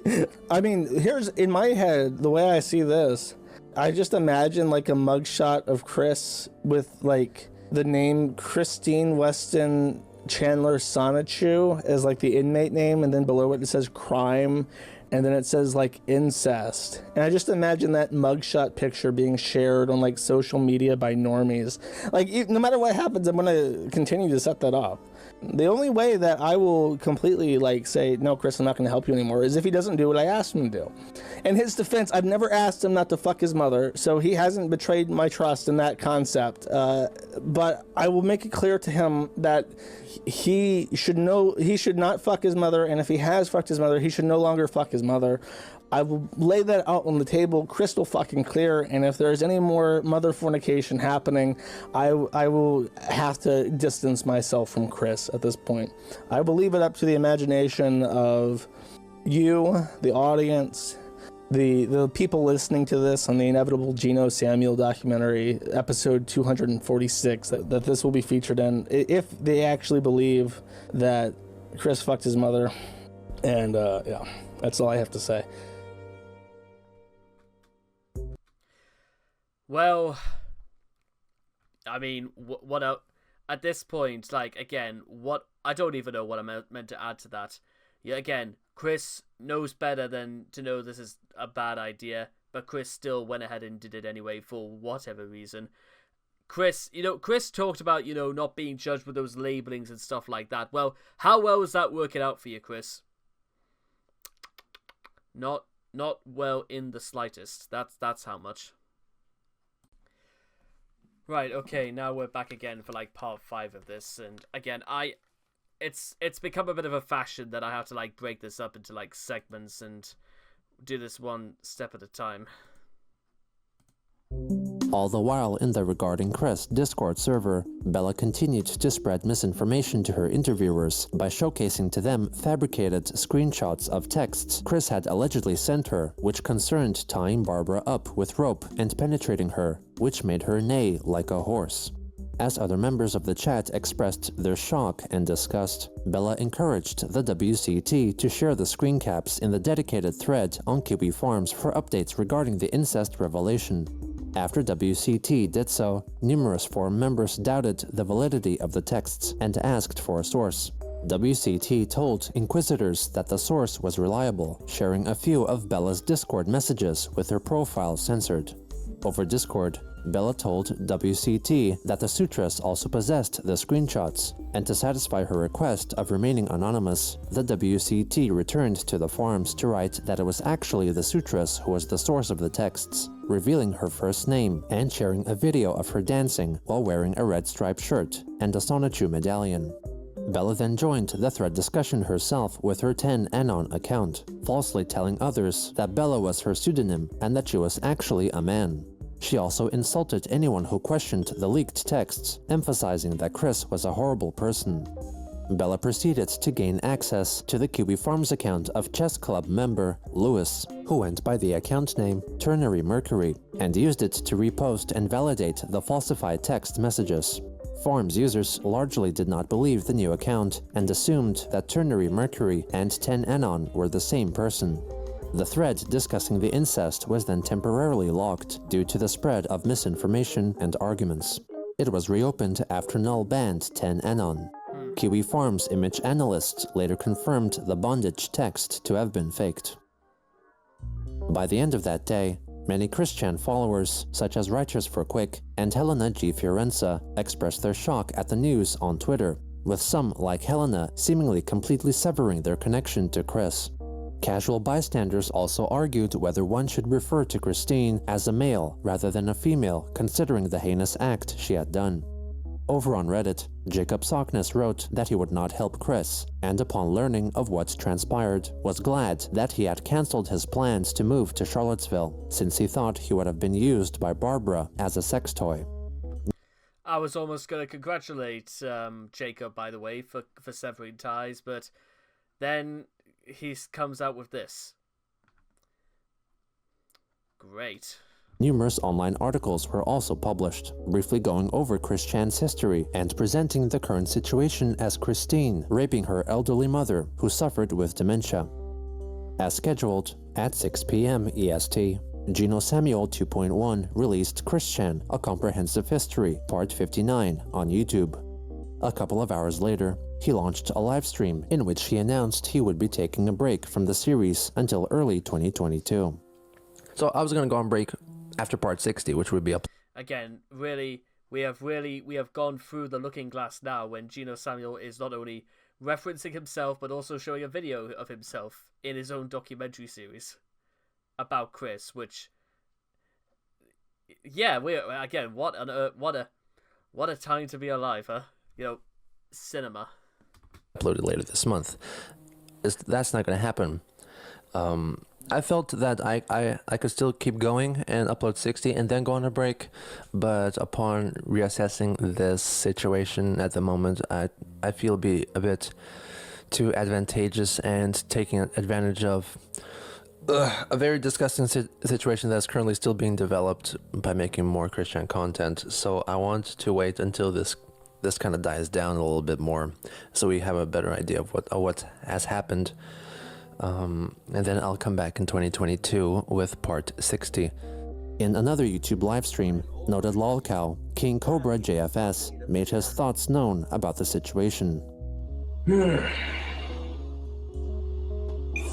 Fuck Chris Chan, that nasty ass motherfucker. And I mean that quite literally, because he really is a motherfucker. Like, Jesus Christ, YouTube, I'm over it. People suck, I need a beer. Me too, Cobra, me too. People suck, I need a beer.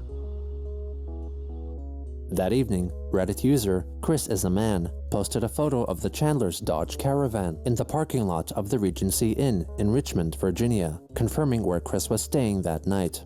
The hotel happened to be across the street from Regency Square Shopping Mall, where Chris, as a child, met Leonard Beerstein, the animatronic conductor, who briefly chatted with the boy and misinterpreted his name as Christian, an encounter which led him to legally change his name to Christian.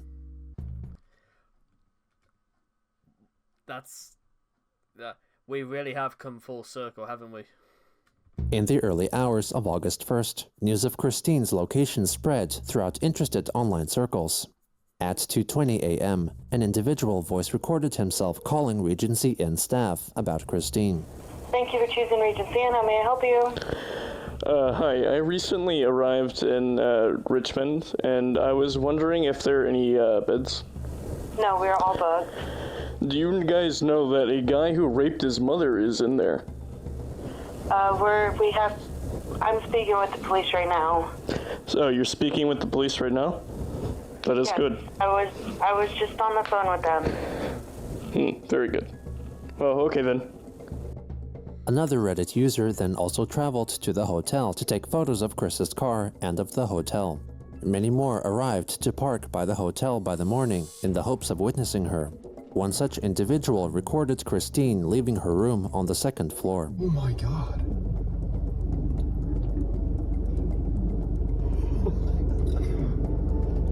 Dude. Wait.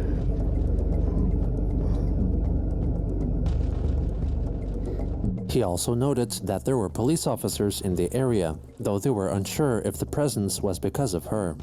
Christine was then followed by car and photographed walking in the direction of Regency Square.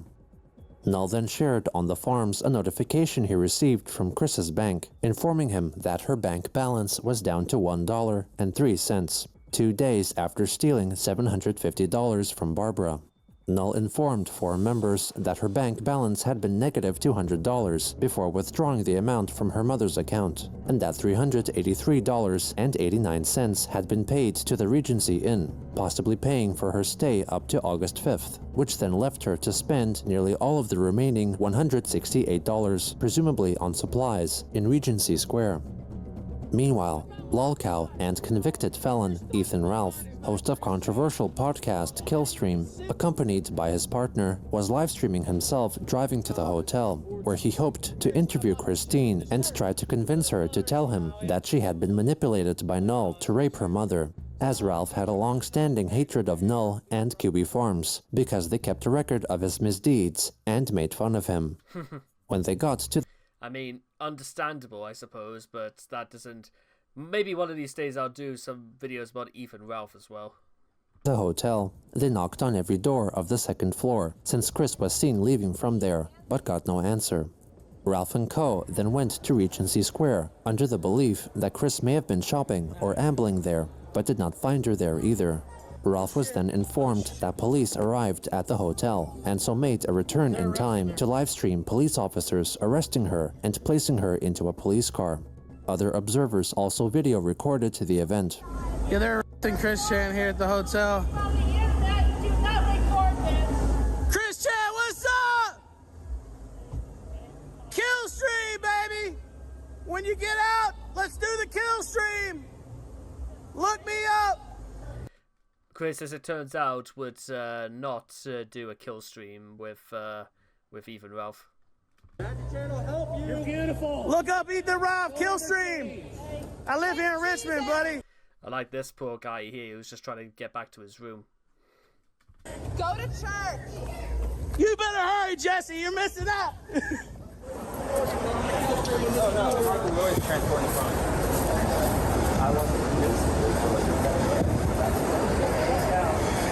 Christian or size you, and there you go.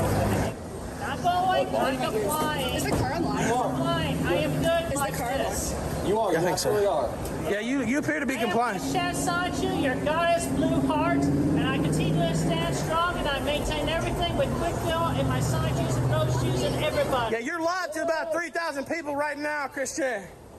You're taking everything in stride. You said you're doing good? Yeah, I keep it good faith. Everything is going to work out. Doing good, feeling good?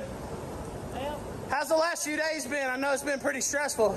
it's been stressful, but I've taken it one moment at a time, and I got my loves. Well, that's good. Josh Moon did you dirty? Oh, well, just the one thing. That's a kid. Feel free, just go ahead and take it. Here's a picture of Muffins from My Little Pony. Love quest is over, Chris. And please, I would like that in my collection. What's up, Jesse? Go ahead, Don't frisk him, and Chris looks like she's enjoying this. You should be enjoying this, Chris. You don't. Again, I don't think. Do you really think Chris knows what's going on? Do you think Chris thinks this is funny, doesn't she? That might be the true cause of this. Christine, this man does want to help you. Yeah, we were trying to get you on the show, but look, when you get out, look me up, Killstream. I don't know if you know who I am or not. We're here to help you. We saw what Josh was doing to you, so we wanted to come try to talk to you. Do you have anything else on you? I have nothing else on me. I have no weed, I have no drugs, I'm sleeping on me. Like I said, frisk me, there you go. I felt good. Let's have a seat. Christine, is the merge coming? All right. It's happening now. We're on the very The last merge, thread. it's happening right now, isn't it? Right now, it is. We're living it. It's happening right now. Hero. Farewell, Chris Chan. The dimensional merge is happening right now. August 1st. Well, there goes Chris Chan into the Henrico County deputy's car here. I don't think they've had an arrest like this. No, I don't think so. Goodbye, Chris. Wherever your next journey takes you. We love you, Chris. Now, I would say, like, even at that point, that should be it. That should be the end of it. But guess what, guys? It is not. It's surprisingly, that's not the end of the story. Oh no. There's still a little bit more to cover. And again, whether or not you think Chris really knew what was going on, or... No, actually, no, I take that back. Chris knew exactly what she was doing. She stole money from her mother, and, well, I just don't think Chris cared anymore, to be honest, because, as Noel previously stated, Chris is malicious. Chris knows fine well doing these things are wrong, but guess what? She just doesn't care, because as long as she gets away with it, that is literally all that matters. Well, look at where that got you, Chris. You obviously didn't get away with it, did you? No, you didn't. Okay, so as I said before, you would have thought that Chris being arrested and being taken away by the Henrico Police Department of Virginia, you would have thought that is where this should end, but it doesn't, because now we're going to see what else fell out of favor as well, so here it is. At 8:23 p.m., Christine was booked in Henrico County Jail West without bond. On August 2nd, Chris's Patreon account was suspended for potential violations of the site's community guidelines. Also on that day, Greene County Sheriff's Office's Facebook page issued a statement regarding Christine Weston Chandler's arrest for crimes of incest, while additional charges were pending, remarking that she had been transferred to the Central Virginia Regional Jail. Chris was notably referred to by male pronouns. She was soon after acknowledged as female and placed alongside female jailmates, possibly based on the gender listed on her driver's license, as seen from her initial custody record. However, she was soon transferred to the male population of the jail. News sites, both statewide and internationally, published articles concerning Chris and her charge of incest. The story was soon covered by Fox News anchor Tucker Carlson in a short segment, erroneously believing Christine's legal name was Chris Chan. A YouTube personality called Chris Chan has just been arrested in Virginia on a... Always is kind of interesting with, like, larger news outlets. They do start talking about people like Chris, and, well, I can't blame Tucker, but they probably should have passed on that, you know, it's a little bit more than this. Oh well. Of all things, incest charges. Authorities say Chan was having sex with his 79-year-old mother who has dementia. Chris Chan is a biological man, but he identifies as a woman. Reportedly, Virginia authorities initially went along with that. They classified Chris Chan as a female, and that means Chris Chan, who is an accused sex criminal, would have been housed in a women's jail. We understand that decision has been reversed, likely due to public pressure. It became public, unfortunately, for the state of Virginia, and Chan is now being considered a man by the jail. Now, again, whether you want to think the politics of this is good or, well, whether you want to say there would have been backlash, it's a bit hard to say, because let's face it, Chris is not exactly your bog standard criminal. Let's face it, but I think that's more up to the authorities than to us, I suppose. We are not a mob. Meanwhile, as pressure and suspicion against the Kiwi Farms user 10 Anong grew, Bella deleted her 10th Anonymous Instagram account. The 10th Anonymous username led Kiwi Farms investigators into tracking down Reddit user CarelessMetal423, who had used 10th Anonymous as an alias, and had shared on Reddit a YouTube animation video which belonged to the channel Kelly Osbourne. The Kelly Osbourne channel also contained a longer video that included the suspected Kelly's voice, which many Kiwi Farms users declared sounded like the same person as on the incest call recording. Oh look, the talentless blue Pokemon wants to end this in peace. You're a retarded faggot that has no friends, and you're so ugly, noob, lol. A Kelly Osbourne Twitter account was also found, which followed short-time Chris Chan troll Larry Vaughn, and had also once tweeted at Christine. The connection between Kelly and 10th Anonymous was further confirmed, as both the defunct Instagram account and Kelly's Twitter account shared the same profile image. On Reddit, CarelessMetal423 had posted in the subreddit for Texas Tech University, writing that she was a student there. The account had also posted a video of herself seemingly rescuing a stray dog, showing a fairly clear view of her appearance. He's not cold, he's shivering. Well, yeah, we're warming up. Yeah. I know, I'm not a dog person, but you're blocking my way out. So I'm going to grab you by the throat again. I'm sorry. Bella, using several other accounts, began messaging Kiwi Farms users who were investigating her and posting her information, writing that they allegedly got all the info wrong.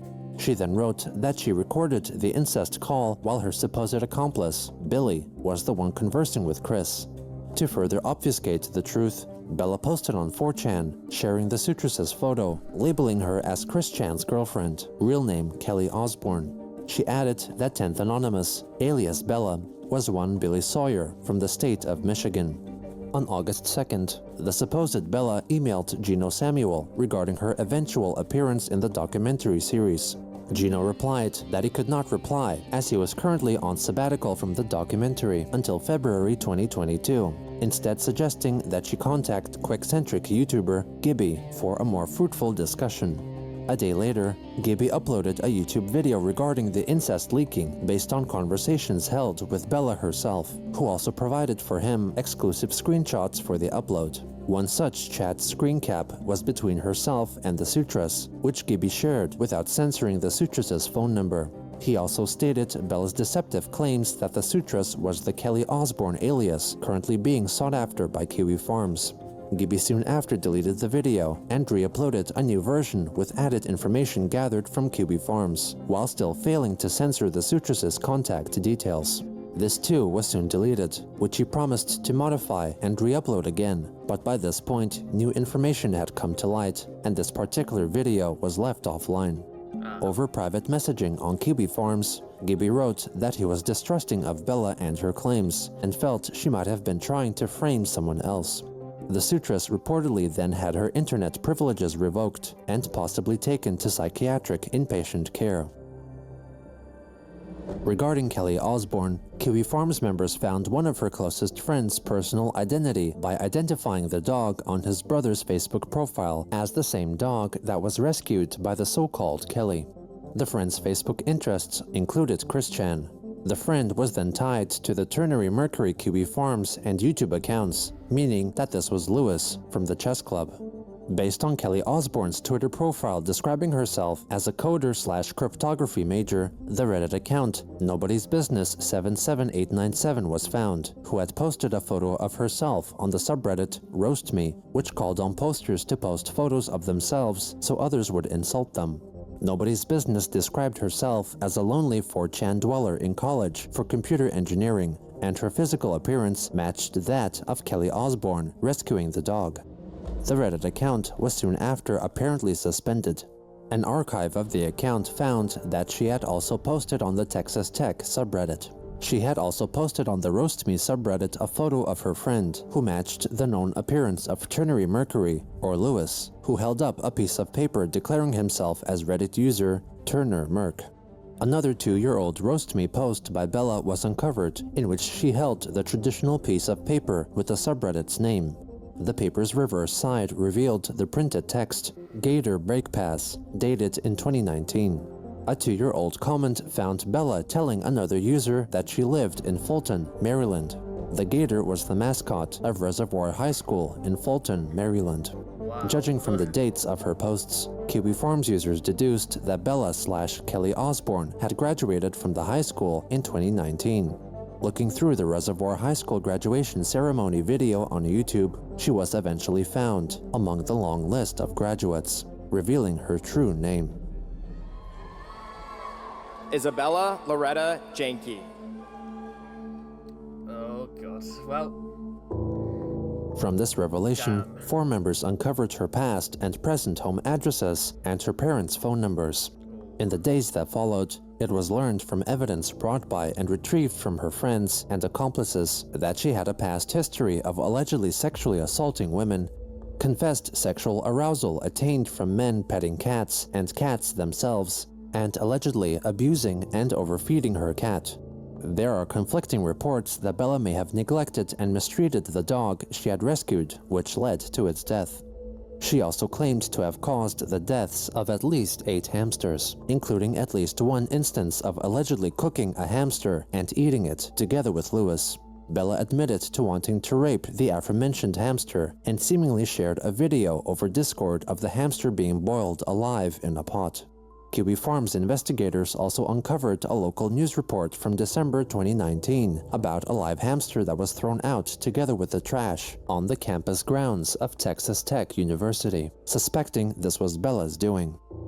Bella also documented herself causing property damage and framing others to pay for maintenance, electrocuting herself with a taser for a video, and admitting to tasing a fellow student she had just met, producing a plethora of drawn pornography, including scenes depicting gore, incest, and children, and allegedly collecting child pornography for her own use and for reselling. Okay, so I had to censor that part out because there's absolutely no way in hell that this video was... mind you, considering this got put up onto YouTube, then again, basically CP is what they're talking about, and Bella I thought was fucked up before, but this goes so far beyond. Like, she is an absolute monster. Like, what the fuck? She also had a self-documented history of fecal incontinence and shitting on the floor. In the days following Christine's arrest, she attempted through numerous means to dispel the truth, but ultimately failed. Bella was sometime after allegedly suspended from Texas Tech University for 2 years for unspecified reasons, and allegedly relocated to New Mexico, functioning under a new identity, Maxine Sidero, which suddenly appeared on Instagram and Facebook. Despite her slightly altered and possibly photoshopped online appearance, the profiles of Maxine were linked conclusively to Bella, as the quote-unquote Maxine had shared a photo of a pet pig, which matched the likeness of Bella's mother's pet pig. Furthermore, her new Instagram account was friends with Lewis, and had posted photos with another member of the chess club. After the events of August 2021, Bella's online and in-person activities largely went unnoticed. As for Christine, she remained in jail, seemingly under the belief that her actions would bring no long-term repercussions, and that her confinement was a result of a momentous misunderstanding. Whatever historic event she thought would come about during the Dimension merge was seemingly taking place, a perverted expression of affection brought about by the burning of sexual frustration. This turn of events propelled her to a level of attention never before experienced, further adding to her sense of importance and self-grandiosity. Much of Chris's belief that her life in particular was one of great significance no doubt was an effort 15 years in the making, as online observers continually followed and notated his activities in the most excruciating detail possible, striving to complete a complete record of this particular person's life, turning, in the grand scheme of things, an insignificant and ill-functioning individual into an icon of significance, all compelled to contribute in the name of Christory, an unexplainable desire to document Chris-Chan and study the minutiae of her life. Some Christorians are compelled to spread the word, believing it is a life story meant to be heard, a lesson in all that can go wrong in a life, the practice of which only leads more and more people to discover her and embrace Christory, adding to the ever-increasing record of her infamous life. Some not only seek her out, but also inject themselves into Christory as a means to attain a semblance of notoriety, or to help a pitiful soul who, more often than not, would reject thoughtful, well-meaning efforts in favor of accepting words of false praise from the apparent masses. With an international, ever-present following like hers, it is not hard to understand that Christine would feel she was of great importance to the world. At this point in her life, no matter how hard Christine Weston Chandler's body would get beaten, there was no overthrowing the mind of Christine, the goddess.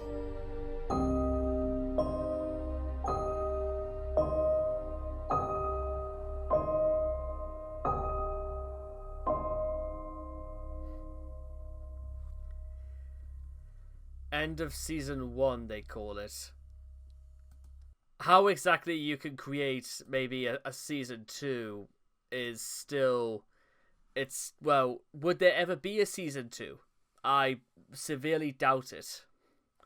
In fact, I would say if Gino never came back and never did part 86 or did anything beyond this, to be honest, I think Gino, I would say, and here's the thing.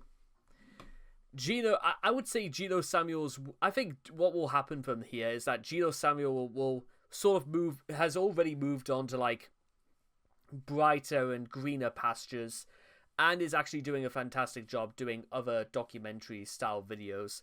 And, well, I don't think there's any doubt that, well, we could have asked for anything more from Gino, because Gino's contributions is nothing short of spectacular.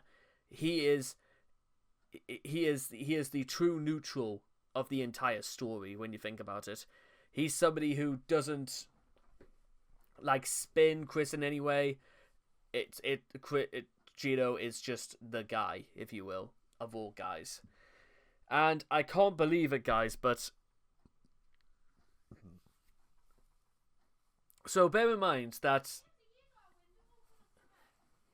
no.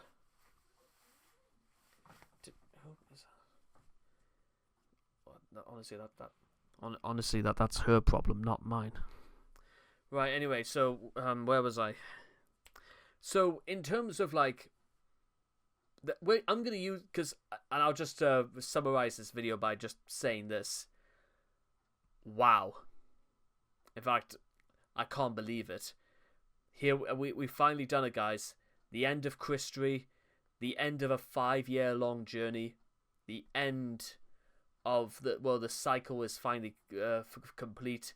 We have come full circle, and well, here we are, the end of part 85. So, what exactly? Because here's the thing: even though this is technically the end of Gino Samuel's landmark series, it's not technically the end of Chris, as I'm sure you guys all know. And I'm just going to summarize this video by just putting a little bow on it, and basically by saying, I'm going to give this a week. But a week from this video going out, I will get the fan-made part 86 out. In fact, by the time this video goes out, I would have probably emailed Gino Samuel asking if he wants to see a copy of it.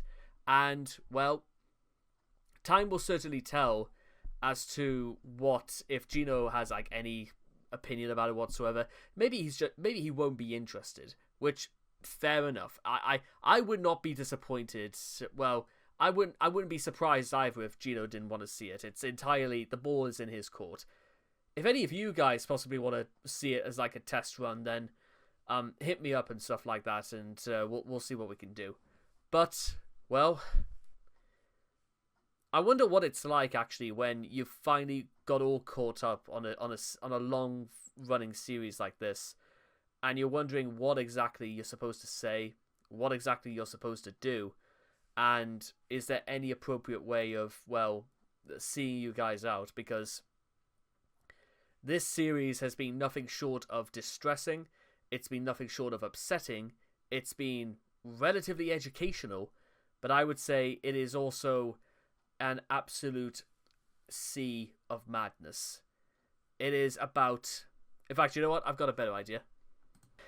Well, I guess that's, well, just about says that. And that leaves me with not much else to say apart from, well, goodbye.